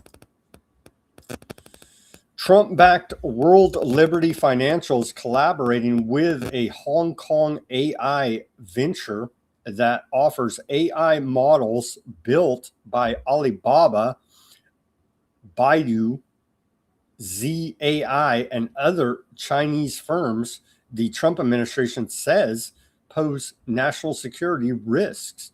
It's almost like they engineer the AI Cold War with China, scare the hell out of everybody, say they're national security risks, they're going to hack everything and take over backhandedly. Trump's World Liberty Financial is in bed with the Chinese who are going to hack America. Huh. Here's a flashback mashup video from the hotspot on the X. They say supercut of Trump's official saying, short-term pain, long-term gain, from 160 days ago, as we're now on day 170 of the Iran war. This is a short-term disruption for the long-term gain. Short-term pain for the long-term gain. Short-term pain be for long-term gain. We're going to have some short-term pain with long-term gain. Short-term pay for a long-term gain. Some short-term pain, yes, but we've got some long-term gain. Short-term spike for a long-term gain. Some short-term pain for American consumers. We may have to deal with that in the short term. Short-term and temporary. Temporary, short-term pain. It's going to suck in the short term. Some short-term pain. Short-term pain. We have to focus on the short term. Short-term. Short-term. Short-term. Short-term and long-term. Short-term. Hopefully this is a short-term pain. Short-term is highly outweighed of the long-term benefit. Some short-term pain for the long-term gain. Short-term sacrifice for a long-term gain. Again, one of the simplest forms of mind control is repetition. You could see all these clown actors reading off a script, saying the same thing, trying to control your mind. That's why you tune into Weaponized News, to break the mind control. Here's another flashback mashup clip put out by Hotspot on the X. Trump in 2024, gasoline will be back at $2 and maybe even less than that. Trump in 2026, for you to pay a tiny little bit more for your gasoline, you're at $4. It's okay. I'll never apologize.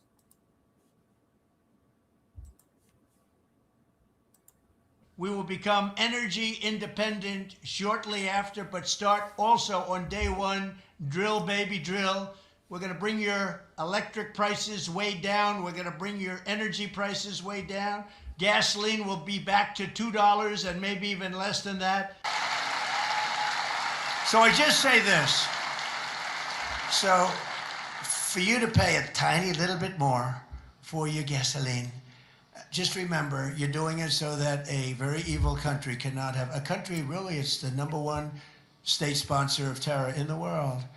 We don't want to have them have a nuclear weapon. So remember that when you have to pay a little bit more, you're at $4. It's okay. I mean, it's I'll never apologize. I did the right thing. But you could, if you didn't have. What a load of shit. Remember that when you can't afford groceries for your family. Trump portfolio tracker in May. This is a report out of Unusual Wells. In May, we recreated Trump's top 20 holdings on autopilot so anyone could invest alongside him. 3 months later, it just crossed 2 million of capital invested. Here's what he owns and possible conflicts of interest. Oracle, CEO Larry Ellison, i.e. the CIA, gave $45 million to pro-Trump nonprofit. Dell told Trump told Americans to go buy Dell. Motorola Solutions won a $16 million ICE radio contract. Microsoft signed a $3.1 billion discount deal with Trump's GSA. NVIDIA, Trump personally cut the China chip revenue deal. General Motors, Trump killed the EV penalties GM used to pay. The portfolio is still live, and you can track it at Unusual Whales. I'll post a link at Weaponized News Substack. Yeah, the merger of corporate and corporate and state interest is fascism. That's what we have going on here now. Corporate fascist government. MAGA seems to love it.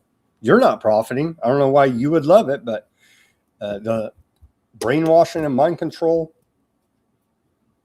watching all that Fox News rots your brain. You got brain rot. Grow up, people. I know our audience knows this, but I'm just saying in general, it's ridiculous at this point to support anything this criminal government does and anybody that works for them, for that matter. AAA national average for the price of a gallon of gasoline is $4.06 today. You can see it right there above the $4 threshold. We did go down a little bit. We went down a little bit. Maybe we didn't. Yesterday? Yeah, we went down a little bit, a half a cent from yesterday there. Day 170 of the Iran war rages on. Brown University, Iran war energy cost tracker here now. I can get the page to load. We're now up above $86.4 billion total consumer burden since the beginning of the Iran war on February 28, 2026. And you could see per U.S. household cost burden spread across both gasoline and diesel now up to $659.58. You can see it right there. And I believe this is an underestimate, actually. I believe it's even higher than this. Did you know? I didn't know. U.S. Central Command posted earlier today. Did you know that the U.S. Central Command area of responsibility spans over 4 million square miles in 21 countries? It is populated by more than 460 million people from dozens of ethnic groups speaking more than 20 languages. Who knew? But upon rereading the Constitution, it says right there, we're police of the world as mandated by George Washington, right? So here's that. We're having slow loading going on. I wanted to give you a little bit. There you go. You can see that meme from U.S. Central Command. Yeah, we're police of the world. Isn't it wonderful there?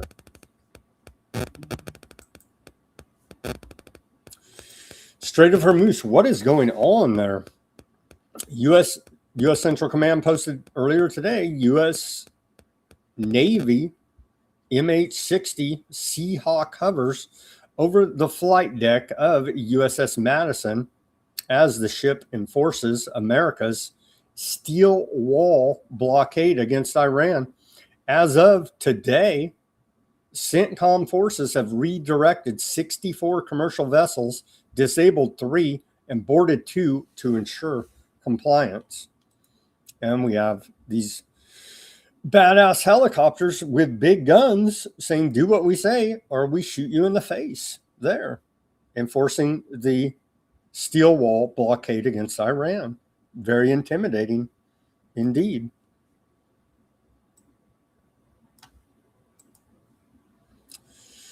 Trump has once again claimed control of the Strait of Hormuz.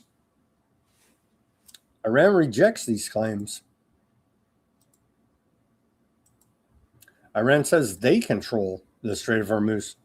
Iran has reportedly seized a tanker in the Strait of Hormuz. According to Iranian media, the Emirati tanker was taken under control by the IRGC. Previous reports indicate the ship to have been disabled. If it was boarded, then this represents a much bigger event. I think we had another report on that. But to give us an idea here, so the map. So again, very bad neighborhood there. Iran and America pointing big guns in everybody's face. If you try to drive through here, you may be shot in the face by either side or both sides. Or maybe no one if you just pay off the ransom. Saudi Arabia has reportedly begun offering crude oil sales off the coast of Oman, signaling a strategic maneuver to shuttle more barrels beyond the choke point of the Strait of Hormuz. Bloomberg reports. State energy giant Saudi Aramco is facilitating ship-to-ship crude transfers from offshore locations, including Sohar in the Gulf of Oman. According to sources familiar with the matter, the offerings focus on Arab medium and Arab heavy grades, a clear indication that the oil originates inside Persian Gulf fields before being shuttled past the strategic maritime corridor. They're trying to figure out some way to get the oil out of there.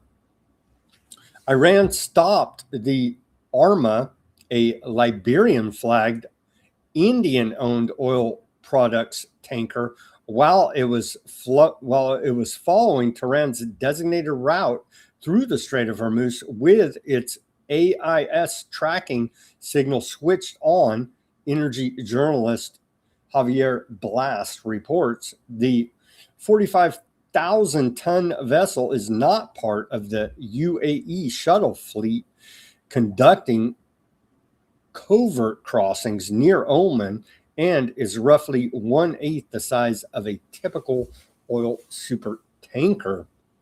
They're trying to do something to get the oil flowing there.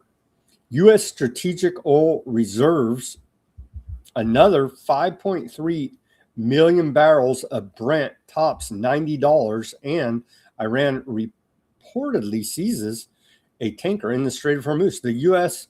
Strategic Petroleum Reserve dropped to 293.4 million barrels as of August 14th. Was that Friday or Thursday? Down 5.3 in a week, and its lowest since 1983, according to Department of Energy data. The draw is part of the Department of Energy's planned 172 million barrel release. The reserve has shedded about 122 million barrels since the beginning of the Iran war. Washington keeps tapping the reserve because Iran's disruption of the Strait of Hormuz is still choking oil flows. Trump told us, I thought we run the Strait of Hormuz. We're making it U.S. territory. That's what Trump has said. Apparently, that's simply not the case on the ground.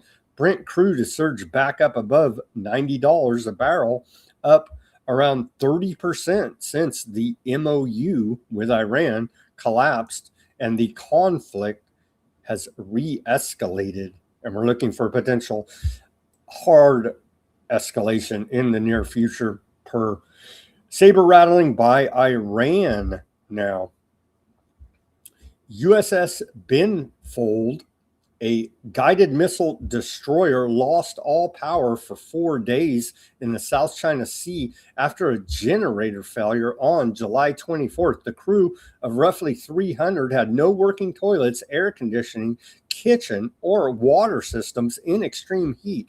The ship drifted powerless until tugboats towed it into Subic Bay, Philippines, where power was restored 6 days later. Another warship in the carrier group had to provide cooked meals.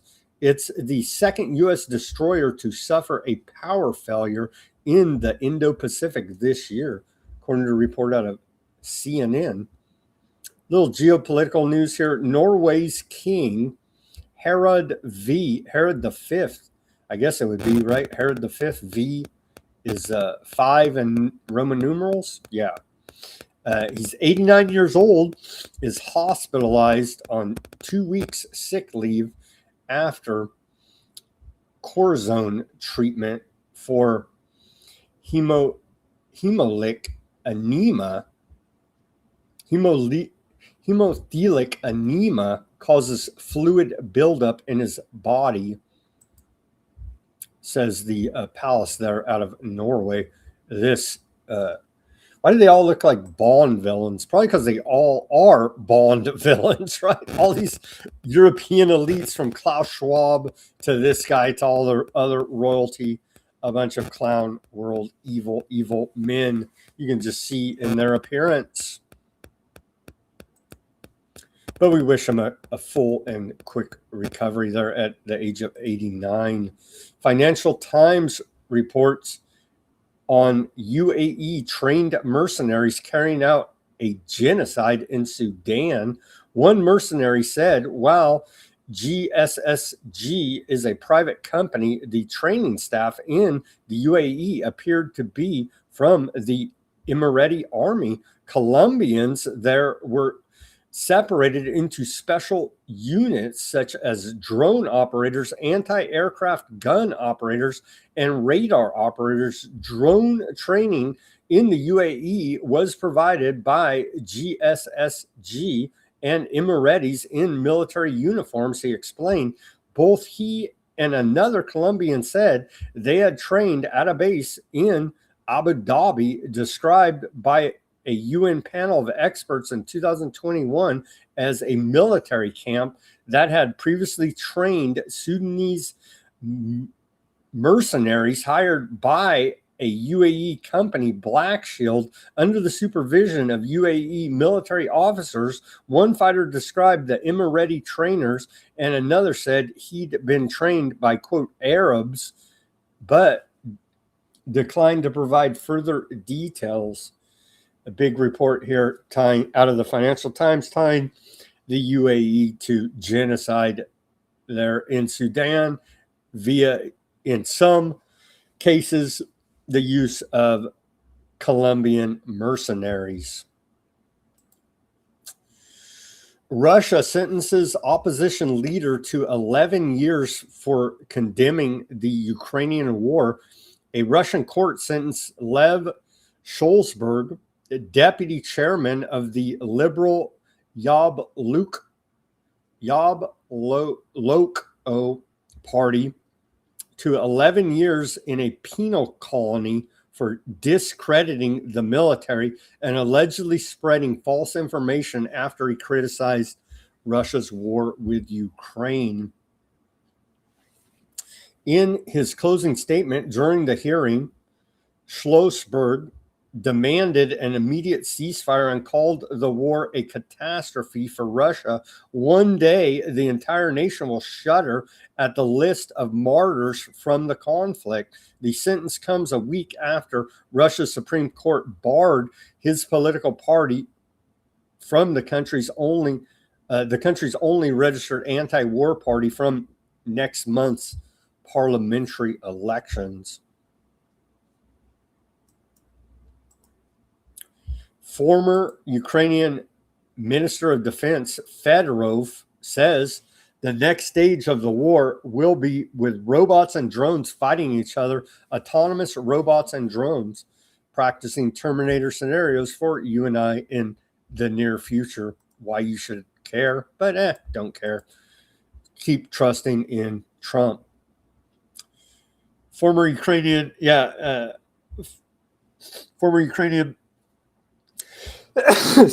Defense Minister Fedorov, this dude said 3 to 6 months, Ukrainian ballistic missiles will hit Russia.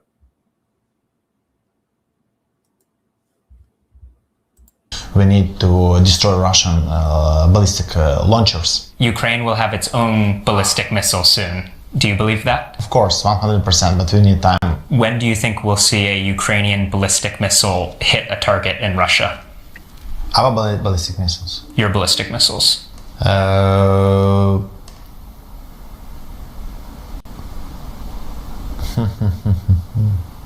to 6 months, I think. 3 to 6 months, a Ukrainian ballistic missile will hit Russia. Yeah. When you became minister, we need to. Well, that's going to make it that much worse. Here's some Russia-Ukraine. What else? He went on to say, Elon Musk is probably the most important technological person and entrepreneur in the whole world for our country. After Elon Musk and SpaceX disabled Starlink for Russians who were using it illegally on the territory of our country, he essentially saved our air defense system, our aviation, and in general saved thousands of lives of our civilians. We are constantly in communication.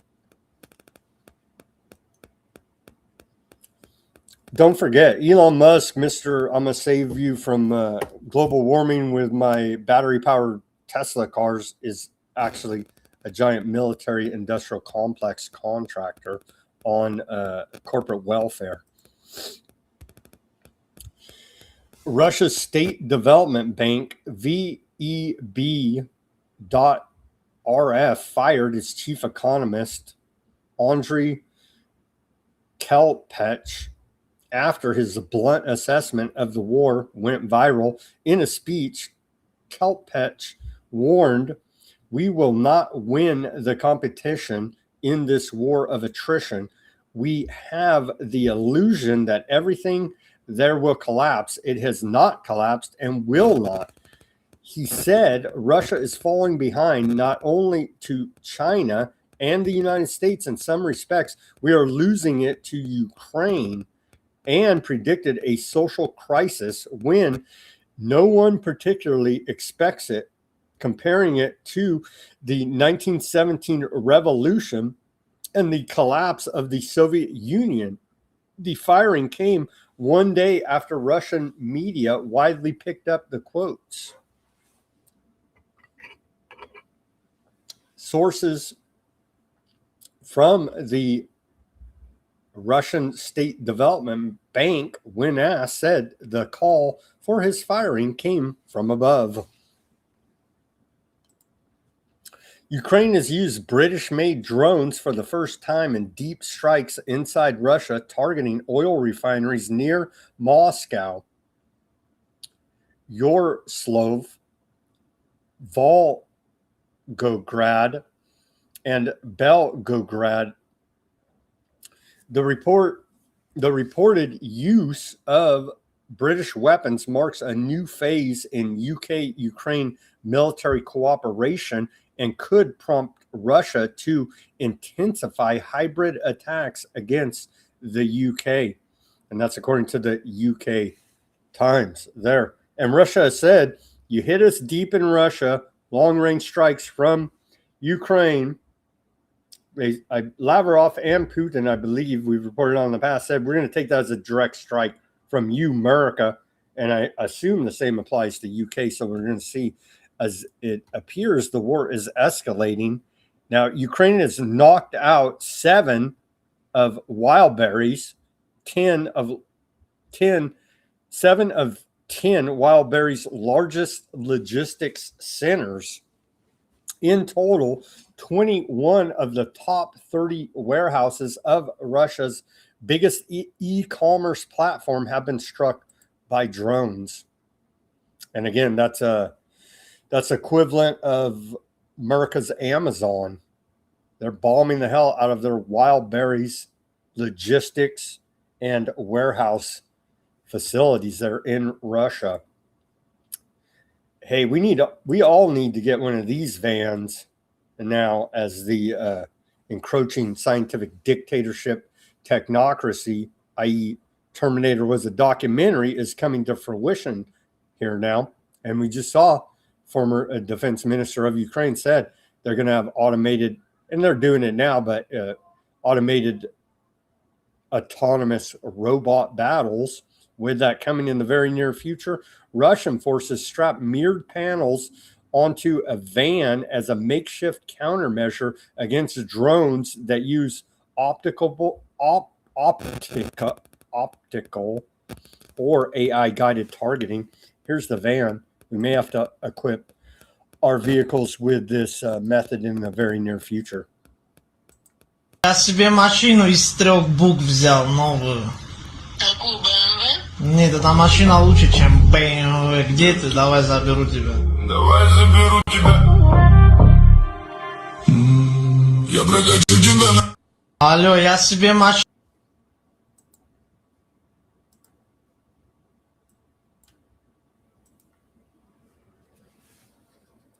Russians innovating as drone attacks increase there.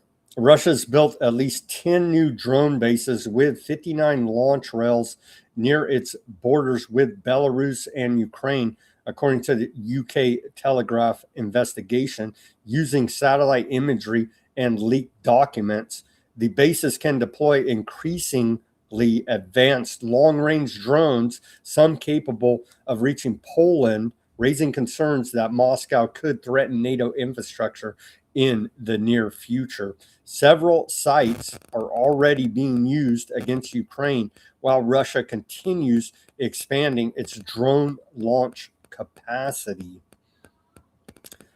Man, we need to bring this thing to an end. All signs are looking like it's going to further escalate. Stop killing each other, Russia, Ukraine, man. It's horrific. Things aren't going great in Moscow following Ukraine attacks. Here's 2 videos. These are attacks from Ukraine deep inside Russia, Moscow. Let's take a look at some of these clips.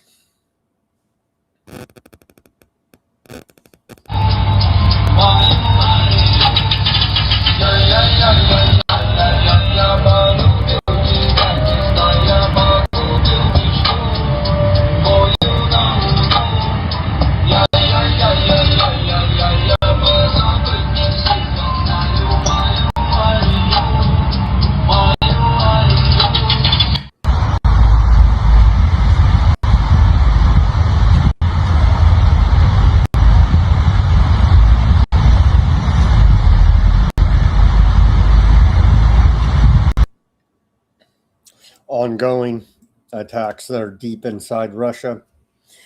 It's taking a toll, man. It's taking a heavy toll.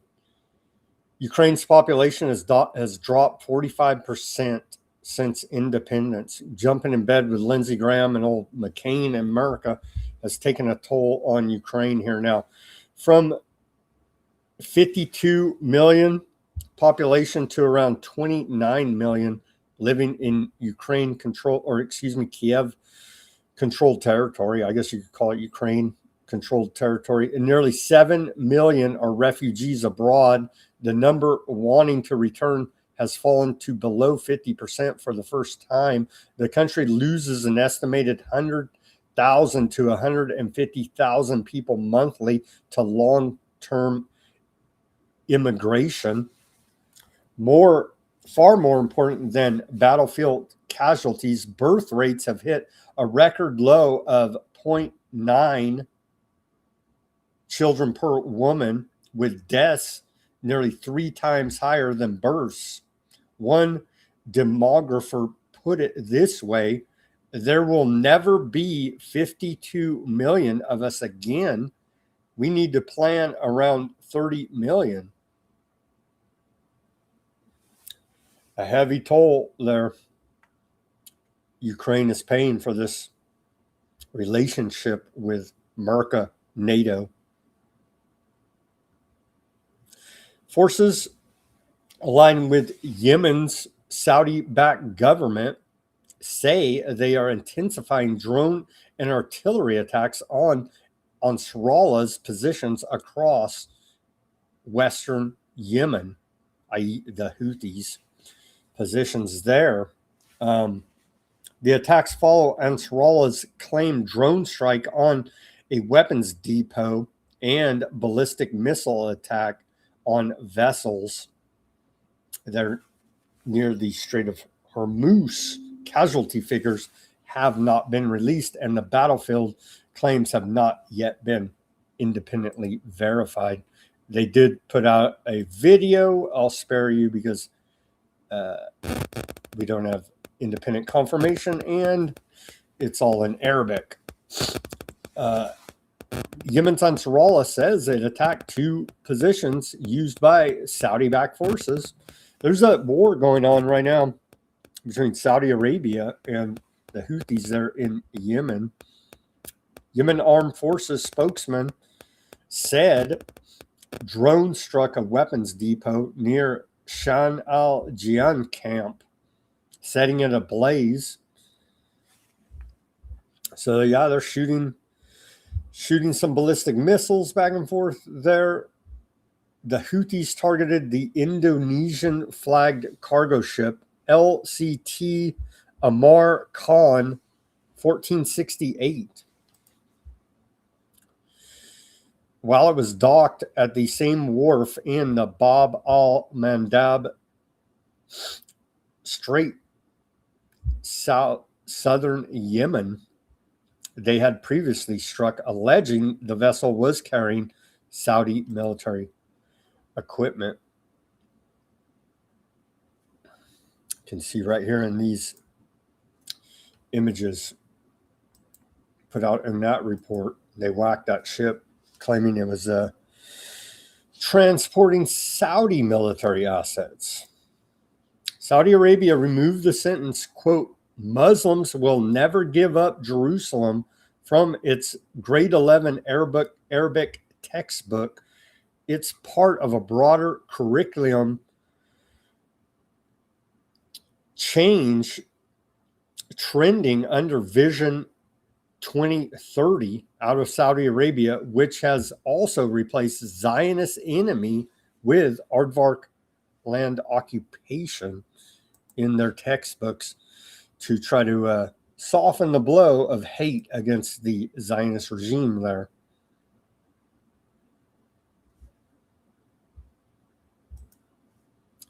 Brainwashing the youth of Saudi Arabia. We do appreciate their efforts in that regard.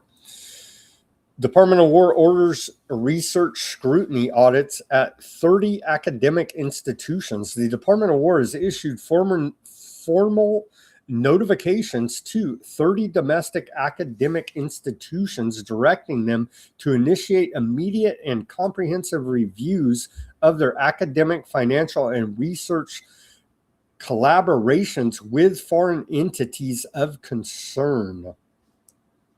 The Department of War has zero tolerance for academic partnerships that compromise our national security, Undersecretary of Department of War Michael said in a statement earlier today. Institutions that receive funding from American taxpayers must uphold the highest standards of research security, and these mandated audits will ensure accountability across the board.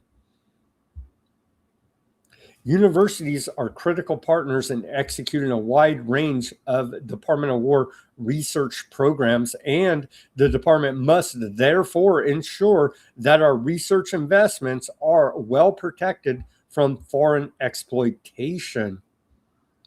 Assistant Secretary of War for Science and Technology, Jewell, said, throughout these audits, the Department of War will better anticipate emerging threats, adapt to evolving adversarial tactics, and maintain America's position as a global leader in innovation. The department is pursuing this effort alongside partners in Congress, together with the House and Senate Armed Services Committees, the House and Senate Appropriations Committees, and the House Select Committee on Chinese Communist Party. The department continues to build a robust research ecosystem that protects critical discoveries from exploitation. The Department of War said in a statement earlier today. And then here's Donald Trump. Meme diplomacy through memes?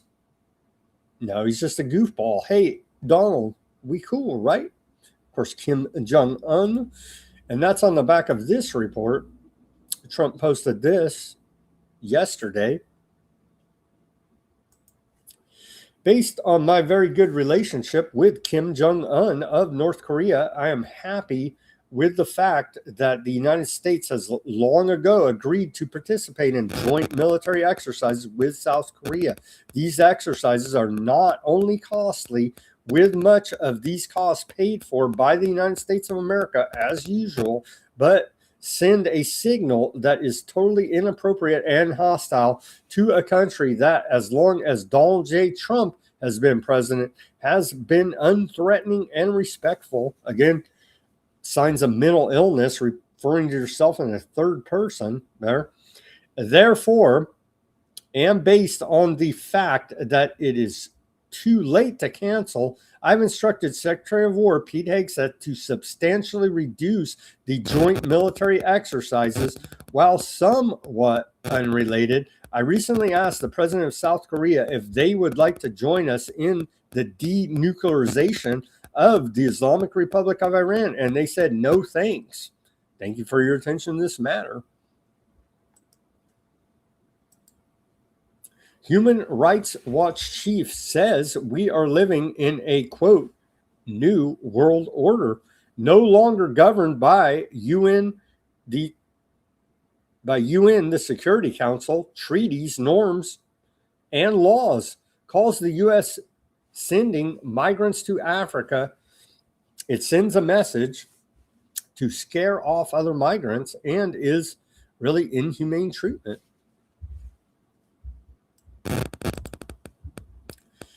A little bit about the, Panamaxing? Lethal, integrated, ready to strike, U.S. Southern Command says. And he put out a little video with a bunch of U.S. military forces with a bunch of big guns. So they've completed close quarters combat training with Marine Special Operations teams in Panama. And we've been reporting Panamaxing 2026, directed operations and the president's priorities to disrupt illicit drug trafficking, detour malignant actors, and protect the homeland through continuous presence there. Report by U.S. Southern Command as the drug war in Mexico, Central, and South America is raging. One team, one mission. Inside the brief, U.S. Marines stand shoulder to shoulder with partners from Mexico, Panama, and Ecuador during security drills brief August 7, 2026, as part of Exercise Panamax in Panama. Here's the image posted by U.S. Southern Command from those Panamax 26 training exercises. Multinational defense and security forces are trained together during the Panamanian-hosted Panamax exercise held in Panama, and the United States exercise is strengthening the collective capability of regional forces to safeguard the Panama Canal and maintain security and stability in the Western Hemisphere for aardvark supremacy purposes, of course. They left that part out of the briefing there. But hey, we're the good guys. U.S. assistance to Colombia for earthquake relief continues today. U.S. Central Command tells us today the U.S. Air Force C-17 Global Master 3 delivered more life-saving assistance and supplies to the earthquake-devastated and hard-hit communities in Colombia. I don't know what they do without us. Maybe we should bomb them. Just saying. Oh, no, never mind. They got a puppet Zionist president there in Colombia. All is well. U.S. Defense CEO fired over sex scandal. Shocking, I know. I thought they had the highest of ethics. His first was on a private jet. Chris Kubasik holds a dubious distinction in the war industry. He's been forced out of 2 CEO roles over personal misconduct. Strike 1, 2012, as Lockheed Martin's CEO-elect. Weeks from taking the top job, he was busted for a sexual relationship with a subordinate.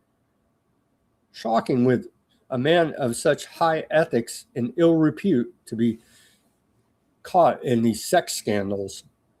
Reports say he was caught in the act on a company jet. He was forced to resign immediately, but still pocketed $3.5 million in severance pay. His downfall landed on the same day CIA Director David Petraeus resigned over his own affairs. Strike 2 this year, 2026, somehow the war industry gave him another shot because he's good at killing people. I mean, that's really all that matters. He climbed back to become chairman and CEO of L3 Harris Technologies, one of the largest war contractors in America. Today, they forced him out again for conduct not consistent with company values. This time, the board showed no mercy, zero severance, zero benefits, no golden parachute. The company won't specify what happened, but the pattern is hard to ignore. Same man, same type of scandal, two of America's biggest war contractor companies, 14 years apart.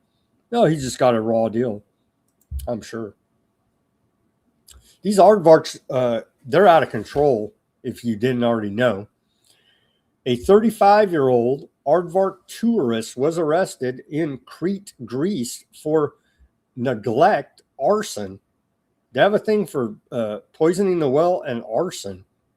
We're noticing a continuing theme here at Weaponized News. This aardvark tourist, after lighting a barbecue at a rental villa in Salia, Greece, despite explicit warnings from the owner and an island-wide burn ban, wind carried embers into dry vegetation, sparking a wildfire that took over 60 firefighters and helicopters 4 hours to contain. Any criticism of it, and you're a hateful bigot. Aardvark tourists threatened staff of Icelandic cafe owned by Palestinian refugee over pre-1948 Palestinian map, accused owners of promoting genocide before attempting to rip map off the wall and causing damage, then launched negative review campaign against the 5-star rated business. Here's video of this incident. I don't know why people have a bad attitude toward aardvarks. It's like they run around the world saying we're above the law, God's chosen people, and act a fool wherever we are. Don't be an antiseptic, because it's something bad allegedly happened with wood doors that's been debunked back in World War II days.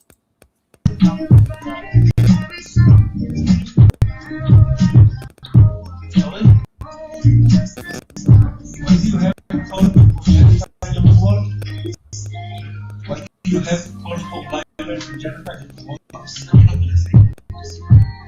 What thing about country? You want to see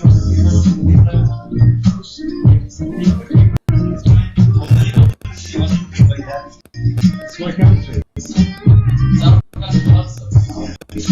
Both sides one violence.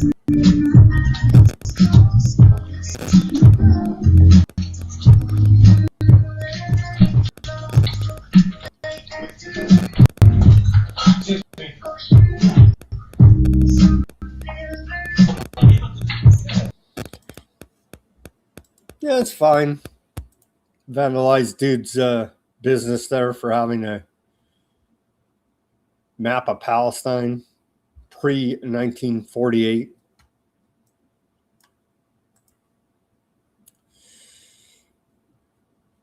Milei Bibi Netanyahu's up for re-election here now. The most corrupt man in the world. Facing corruption, bribery charges there in Aardvark land. I know it's hard to imagine. Him and Trump are competing for the most corrupt man in the world. Don't let them win. Here's a Milei campaign poster there in Aardvark land. Don't let them win. Funny, he's campaigning against the mayor of New York, the freaking president of Turkey, Erdogan, right? Mamdani Erdogan, the Hezbollah dude, and Khomeini. He's campaigning against them. Says, don't let them win. Huh? None of them are running in the election against you, Milei. Aardvark land Prime Minister Milei Bibi Netanyahu, Likud party, put out that campaign billboard. They want Netanyahu to lose. Don't let them win. It says there in language. Funny, he's not even running against any of those guys. Who knew? Aardvark land attacks shake South Lebanon every 1 or 2 hours. Reporting from Press TV, Iranian state TV correspondent Hadi Hatit said explosions, demolitions, and artillery fire were being heard every 1 to 2 hours yesterday morning across southern Lebanon. And here he is reporting on the ground from a pile of rubble right here. Joining us from South Lebanon to bring us up to speed on the latest Hadi Hotate. Leveling the whole place. Aardvark land expands overnight attacks across 5 southern Lebanon districts just in the last 24 hours, let's just say. Aardvark land forces carried out strikes, artillery shelling, and demolitions across Nabith, Jazin, Marjian, Tyre, Benjil, extending the assault across much of southern Gaza overnight. It's an ongoing demolition campaign. Aardvark land military claims battle of wits unfolding at Ali Tahir. The battle of wits is unfolding between Hezbollah and Aardvark land forces around strategic Ali Tahir bridge in southern Lebanon. Right here, the battle of wits, they're calling it here now, trying to take control of Al Tahir Hills bridge there. Oh, they're already past the Litani River. Remember, they said, we're taking it all to the Litani. Oh, they're well past that now.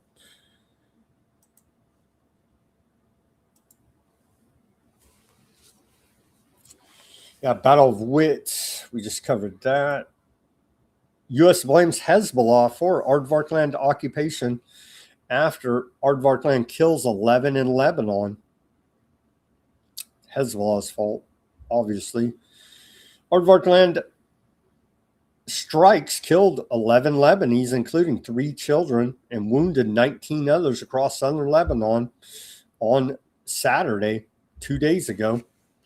The U.S. State Department placed full responsibility of Aardvark land's presence on Lebanese territory on Hezbollah, according to comments a spokesperson gave to Aardvark land outlet I-24 News. This is precisely why Hezbollah must be disarmed and dismantled, the State Department spokesman said, calling it the main obstacle to Lebanon's economic recovery, the only blemish on its international reputation, and the greatest threat to the country's security and stability. Washington said it would continue supporting the U.S.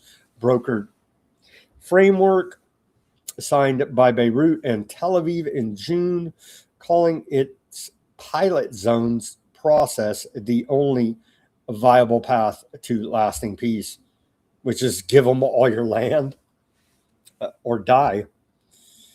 Here's a family. They wiped out this whole Lebanese family here. Tragically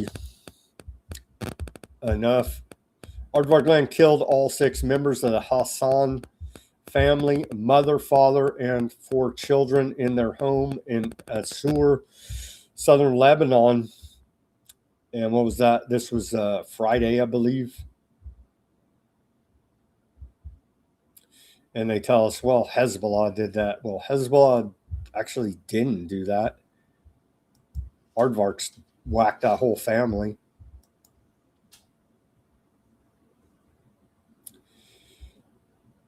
Tragically enough, no longer on this planet. The demolition campaign continues there. Aardvark land detonates Lebanese village. Huge explosions heard in Bar Achit. Here's some still images of the ongoing demolition campaign. Earlier today, Aardvark land airstrikes on Montessori, southern Lebanon. Right here, if we can get the video to load.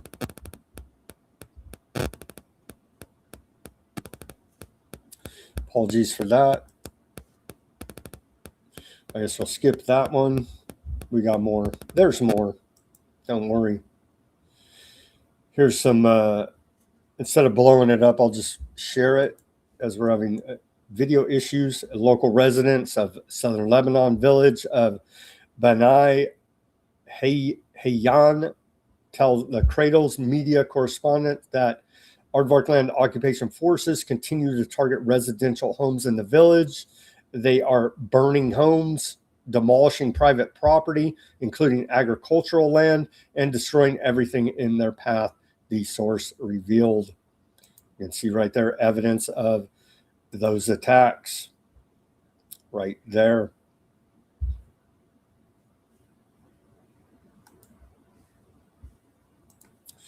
More breaking major attacks on southern Lebanon by Aardvark land.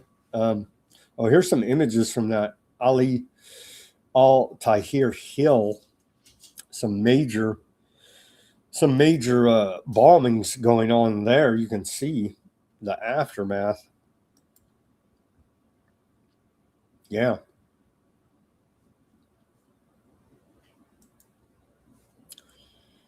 A few more here. Earlier today, Kafur Rumon, southern Lebanon. Aardvark forces dropped incendiary devices. There's an ongoing systemic arson campaign. More reports over the weekend of white phosphorus use as well in southern Lebanon. All illegal, all war crimes. Who cares? Don't be a bigoted hater of evil, as we're told now. The demolition campaign here, you could see the destruction of residential homes using bulldozers and tanks. Right there. And right there with the tanks leveling southern Lebanon. Lebanon's death toll from Aardvark land attacks since March this year has hit 4,346 dead Lebanese. Lebanon's Ministry of Health said yesterday the toll from Aardvark land attacks since March 2nd had risen to 4,346 killed Lebanese and 12,301 wounded after one of the deadliest days since the fake ceasefire framework was agreed upon in late June. 11 people, including 3 children, were killed Saturday in Aardvark land strikes across southern Lebanon, the highest single death toll since the fake ceasefire was agreed to. There's ceasefire, nothing to worry about, but stacking kids' bodies right over there, bro. Ben Gvir calls for killing 30 to 40 Palestinians in Gaza every night, including people who don't pose any threat. Aardvark land National Security Minister, vying for most evil man in the world title, Ben Gvir publicly called for killing 30 to 40 Palestinians in Gaza every night in comments on a podcast that surfaced on the internet Saturday. I think targeted assassinations should be carried out in Gaza, taking down 30 to 40 every night, Gvir said, criticizing Aardvark land's recent drawdown of strikes, not just those who pose an immediate threat. There are people there who are not worthy of life. They shouldn't live. They're not people, he said. The nightly rate he describes as a goal is one Aardvark land already surpassed for 2 years, from October 7, 2023 to October 2025 ceasefire, which is a fake ceasefire. Gaza's Ministry of Health recorded roughly 72,000 Palestinians killed, an average of about 100 a day. Independent researchers estimate the true toll is at least over a third higher than that. Lancet found the Ministry of Health reported reported toll for several months earlier in the war was at least 60% undercount. A lot more dead than we're even hearing. The 60, what is it, above 63,000 now total there in Gaza, genocide. And yeah, it's a lot higher than that, tragically enough. In the same appearance, Ben Gvir backed settling Gaza and expelling its population, telling the host, "I see all of Gaza as ours." The minister runs Aardvarkland's prisons and police, and his once fringe views are surging before Aardvarkland's October 27th elections. And here they are, but it's all in, and we do have English. I'll save you because they need to clear their throat continually for us to be able to understand what they're saying. I gave you the summation there.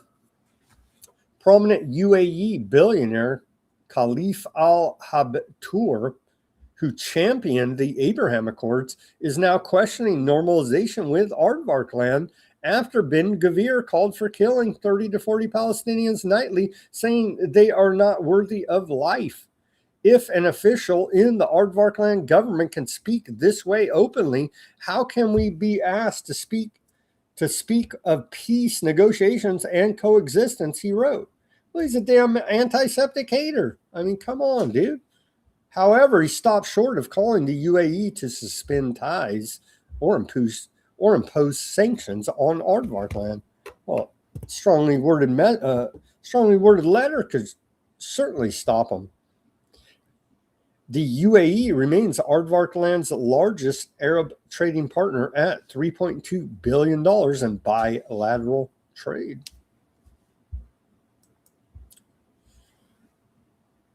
Kushner and the rest of these thugs went over there. The Board of Genocide had a meeting.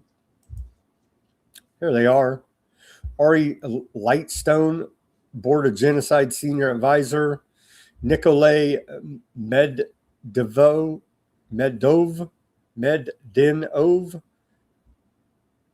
Genocide Board High Representative. Jared Kushner, starter of wars.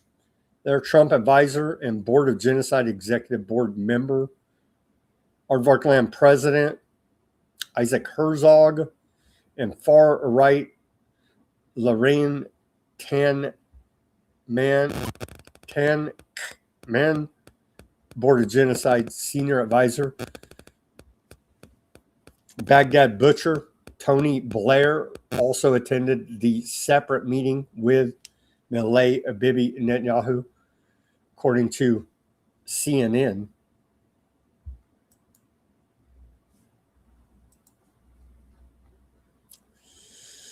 Kushner presses Milei Bibi Netanyahu to advance Gaza plan in 4-hour marathon meeting.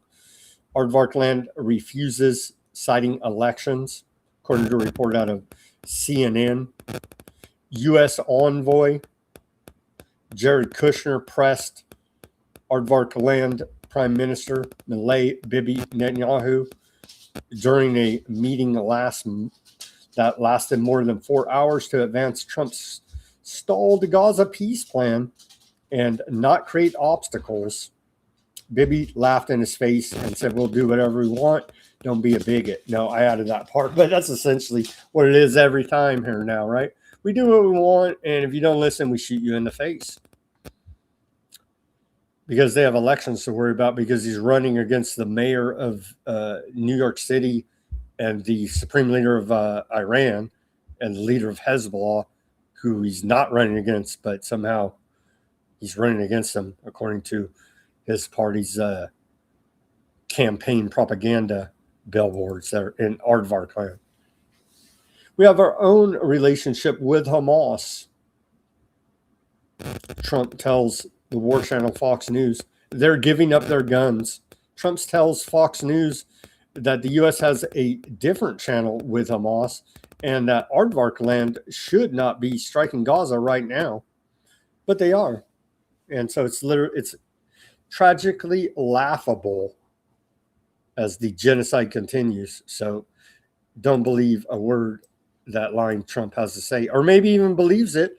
And aardvarks just laugh in his face. Either way, however you may see it, it's going on. They're genociding them. And Trump's full of shit. So there you go.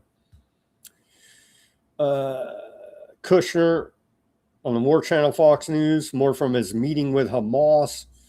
He says they said all the right things, but obviously it's very, very hard to trust a terrorist organization that committed these terrible atrocities. He's not talking about aardvark government. He's talking about Hamas. Don't confuse them. We're going to give them a chance to perform, but it's going to have to be based on actions. Kushner backs continued aardvark land attacks as Gaza ceasefire death toll reaches 1,265. U.S. envoy Kushner said earlier today that even if Hamas surrenders its weapons, Washington is not going to restrict aardvark land's right to defend itself against what he called would-be imminent threats. So essentially signing off on the genocide to continue from his perch there at the board of genocide. Shocking, I know. 2 Palestinians were killed and several wounded yesterday as aardvark land attacks across Gaza in violation of the ceasefires continue. Isn't it every time there's going to be a peace talk, they either whack the negotiators or do a big attack to thwart any type of diplomatic peaceful leverage America has? We're noticing a trend here at Weaponized News.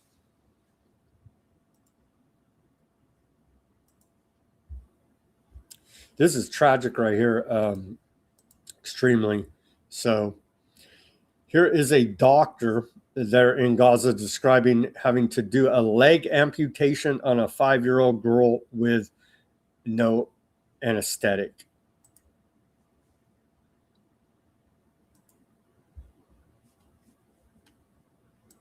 I did a leg amputation on a 5-year-old girl, and the only anesthesia that we had was the anesthesia doctor singing to her. She didn't faint.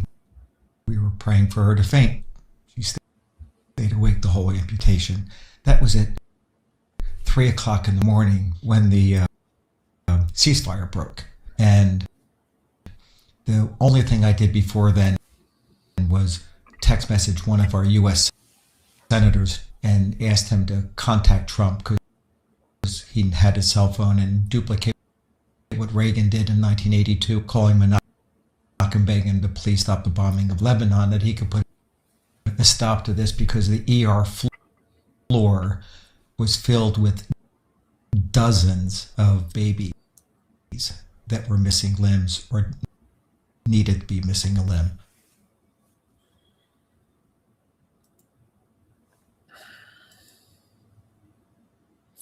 But we're told any criticism of this and you're bad. Gaza Health Ministry, 2 Palestinians killed, 14 injured in the past 48 hours.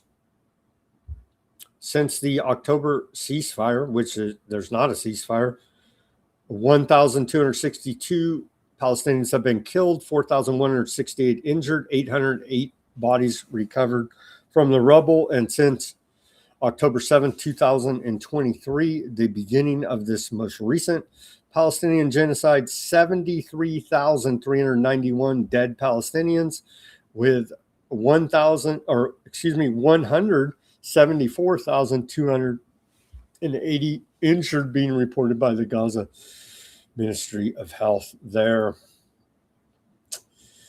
Settlers shoot and beat Palestinian families across the occupied West Bank yesterday. Reports coming out of Hebron, Qusor, Safa of ongoing attacks and a sharp escalation in ultra-Zionist settler violence in the occupied West Bank. Aardvark Land has ordered the evacuation of more than 70 Palestinian families in the city of Lud in Aardvark land, according to Wafa. Aardvark land authorities justified the orders under the pretext of seizing state lands. The city is famous in Palestinian history for being an ancient, thriving urban and commercial hub, including a vital aviation center and the site of the 1948 Lud death march and expulsion during the Nakba. Under the British mandate, it was also one of the most key railway junctions in the Middle East, connecting Jaffa, Jerusalem, and Cairo. The 1947 UN partition plan designated Lud a neighboring Ramallah to be part of a Palestinian state. But in July 1948, Aardvark forces captured the city and killed hundreds of Palestinian residents during the takeover, including inside local mosques. Aardvark land then forcibly expelled an estimated 70,000 residents and refugees, ordered to leave on foot within half an hour. The displaced population was driven toward Ramallah. Along the grueling route, dehydration, exhaustion, and heat caused hundreds of deaths, along with what is historically referred to by Palestinians as the Lud March of Death. Here it is on a map to give it an idea right there. The Lud March of Death.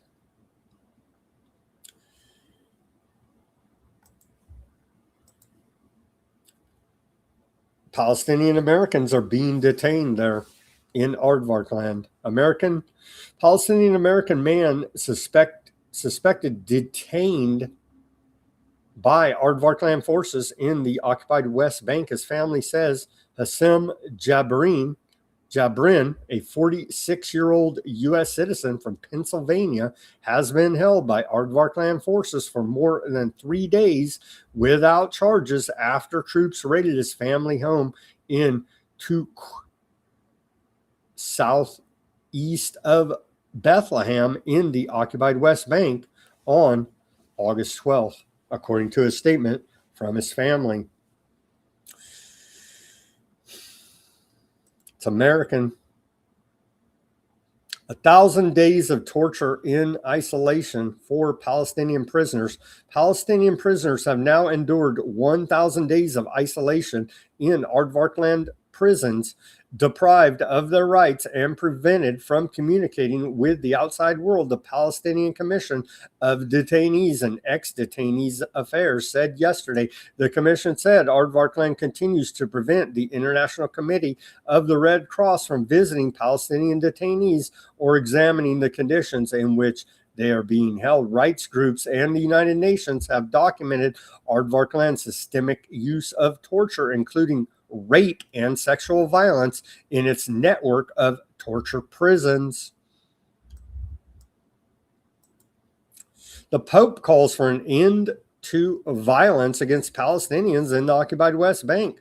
The Pope Leo the 14th, here now says, I renew my appeal for an end to ongoing violence against the Palestinian civilian population in the West Bank, and I urgently call on the international community to work toward advancing the two-state solution for a just and lasting peace. You haven't heard, Pope? They said, you're a bigot. F off. You know what I mean? It's the absurd level of where we're at. Another Palestinian American here now detained. I believe we reported on Friday about this case. Palestinian American Saifi, a coalition of 102 faith, human rights, and civil rights organizations is urging Secretary of State Little Marco Rubio, Zionist puppet, to secure the immediate and permanent release of Sama Safi, a 20-year-old U.S. citizen and Bitchute University honor student with a severe chronic illness who has been held by Aardvarkland military forces since they raided her home in the occupied West Bank on June 2nd. So who knows what they're doing to this Palestinian American young lady in their torture prisons. Where are you at, State Department? Little Marco Rubio? No American left behind, we're told.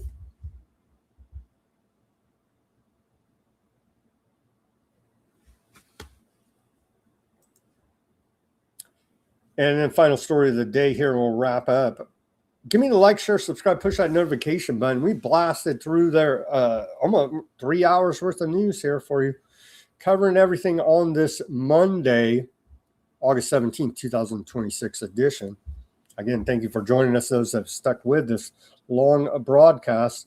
Final story of the day here, and we'll get out of here. Tel Aviv creates fake think tank to poison AI chatbots with pro-Aardvarkland narratives.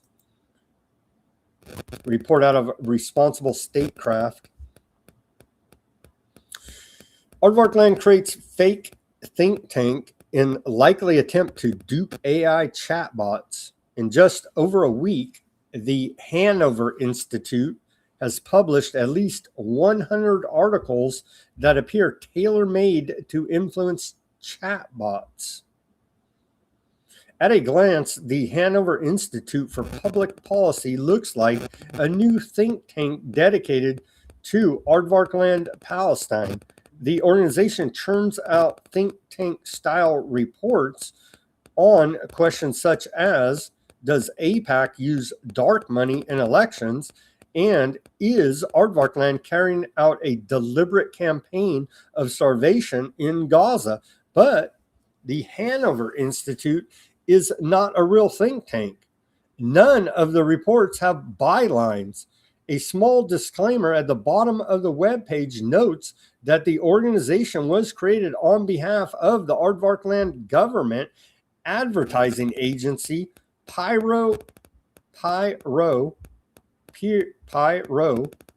Arsonist, just saying, advertising agency Pyro Inc., a firm co-founded by Daniel Rosenberg, the producer of Spike Lee's film Inside Man. The Hanover Institute's reports, all of which are about Aardvarkland and Palestine, appear to be part of an Aardvarkland effort to influence chatbots. The Institute's, quote, data reports have footnotes and tables of contents, and they present arguments in a neutral tone, helping them appear to chatbots like Claude or Gemini. Pyro's website says it, quote, authors content engineered for how LLMs evaluate credibility, describing this service as AI story optimization. Others refer to the practice as influencing artificial intelligence as LLM poisoning. So that they sound like a fun ethical group there. A fake think tank, the Hanover Institute, to dupe the LLM models. A little bit more about it. According to Hanover Institute about page on its website, they say studies the inputs fueling anti-Semitism in the United States and publishes what the evidence shows. Many of the reports are formulaic, starting with an innocent question that someone might ask a chatbot. What caused the displacement of Palestinians in 1948? Which humanitarian organizations have documented Aardvarkland war crimes? What is the current situation in the Gaza Strip? in an article titled, "Is the IDF the World's Most Moral Army?" The Hanover Institute cites a 2022 poll that found that 47% of Aardvark land aardvarks believed that statement. Another report casts doubt on UNICEF's assertion that 90% of water and institutional infrastructure has been damaged or destroyed in Gaza. Many of the reports conclude by linking the topic to rising antiseptic behavior, oftentimes citing the same studies. They're probably investors in the AI super bubble of hyperscalers as well. They do love this circular investment and circular reasoning to carry off their schemes, scams, and frauds. So be aware, the Hanover Institute is a rigged up operation, part of PR out of Aardvark land government, trying to rig up the AI chatbots out there. So be aware, Hanover Institute, fake and gay. All right. With that, let's check out the headlines, latest headlines from Iran International here. Have we blown up Iran and won the war for the 171st time since we've been on the air here live with you? Let's take a look. U.S. rules out Iran truce extension as Tehran officials set new deadline. Trump says Iran unlikely to make a deal he considers necessary to survive maximum pressure. Iran kept pumping and broke its oil company. Some of the headlines there out of Iran International and Al Jazeera. Final headlines, and we'll get out of here for this Monday broadcast. Trump rejects MOU extension with Iran as U.S. claims total control of Hormuz. Syrian military airport hit in first attack since al-Assad's fall. Trump's U.S. quote territory plan for Hormuz is maximalist demand. Trump still holds the cards in relationship with Milei, Bibi Netanyahu. Oil prices rise on Middle East supply concerns. It's a freaking disaster on day 170 of the Iran war. We're feeling it here at home. In the U.S. economy, the whole West Asia is feeling it a lot worse than us. It's just a giant and complete total disaster. Just claim victory and walk away, Trump, and just who cares? Everybody knows you're lying about everything anyway. Just say we won and walk away, and that's the best we can do here now, and to try to mitigate this disaster known as the Iran war. Heading over there to the Odysee channel. Thank you guys for hanging with me on this long Monday broadcast. I think we covered quite a bit. I'm getting tired over here. Let's see. Shout out to John. Shout out to Fat Bob on the Odysee. Shout out to Pink Vegas. To Vol. Shout out to you guys.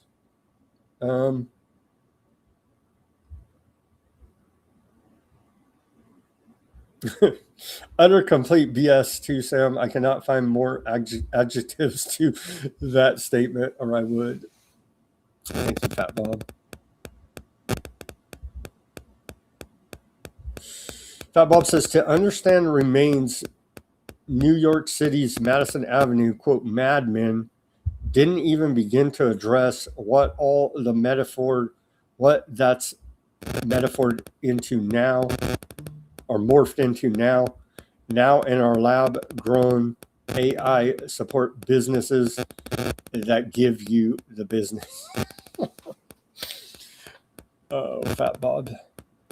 Good ones. Let's see. John says, how many of the men and women on the ship are angry about fighting for Aardvark land? I'm surprised that no sailor has sabotaged the steam turbines. Well, reports are they sabotaged a bunch of the other equipment on those all over our Navy, right? The hangman drawing on the plane with the word bitch kills me. Yeah.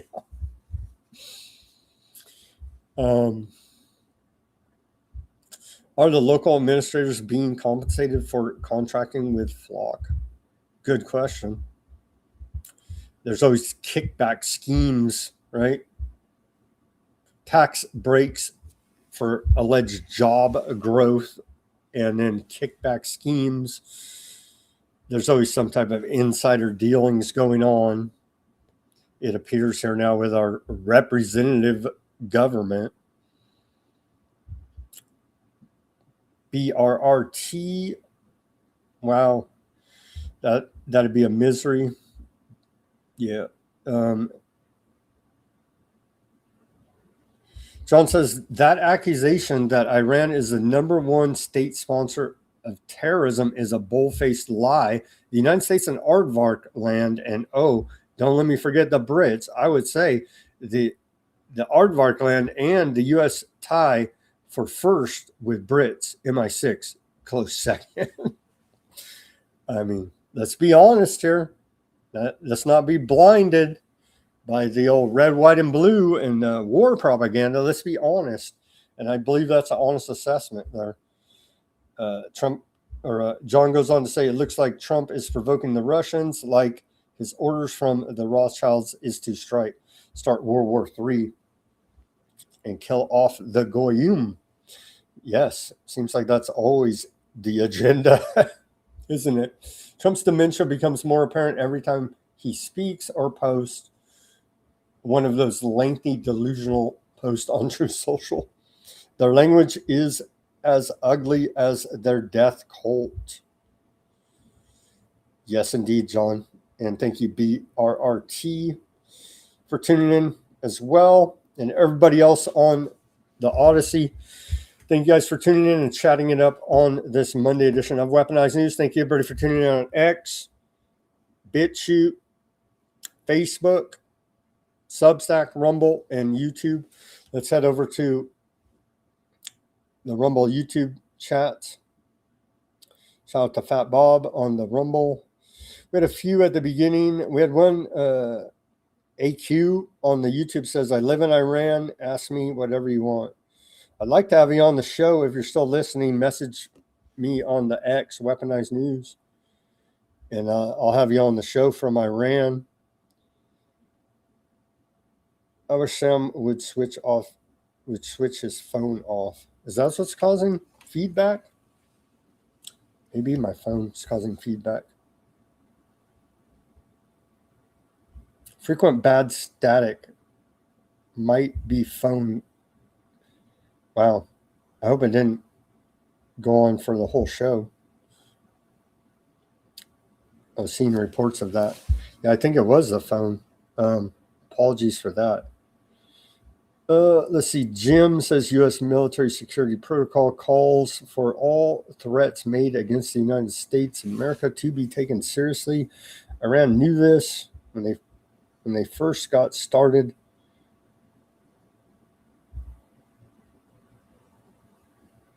A great deal maker can't make a deal.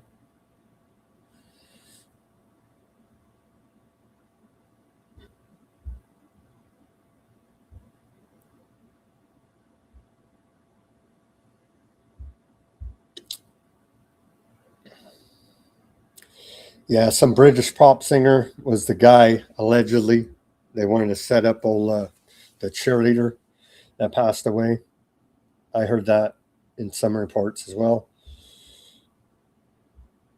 I hope the audio wasn't that bad for you guys. Apologies. I did have that my phone close to the mic, and I'm pretty sure that was what was causing it. Shout out to HM Hum on the YouTube. Google sucks, says DSA steering committee member Cliff Conley shares hatred of the United States Constitution as the obstacle we finally have to get over to have a revolution. hatred of the U.S. Constitution. Huh? That don't really make that much sense.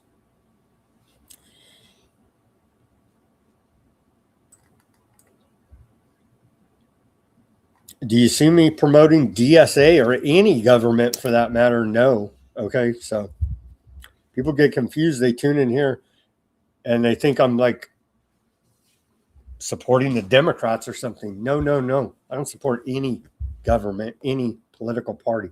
We're truly nonpartisan here. I know it's shocking in this day and age. We're not getting paid by the government to pump out propaganda and lies. We're here to give you honest analysis about what's really going on from Main Street America over here. All right, friends, thank you for chatting it up over there and keeping it halfway cordial on the YouTube and Rumble chats. As always, everybody do your own research. Peace, love, and freedom. Speak out and take action. Have a great rest of your Monday evening, and we'll be back here on Tuesday for more Weaponized News. Let's pray for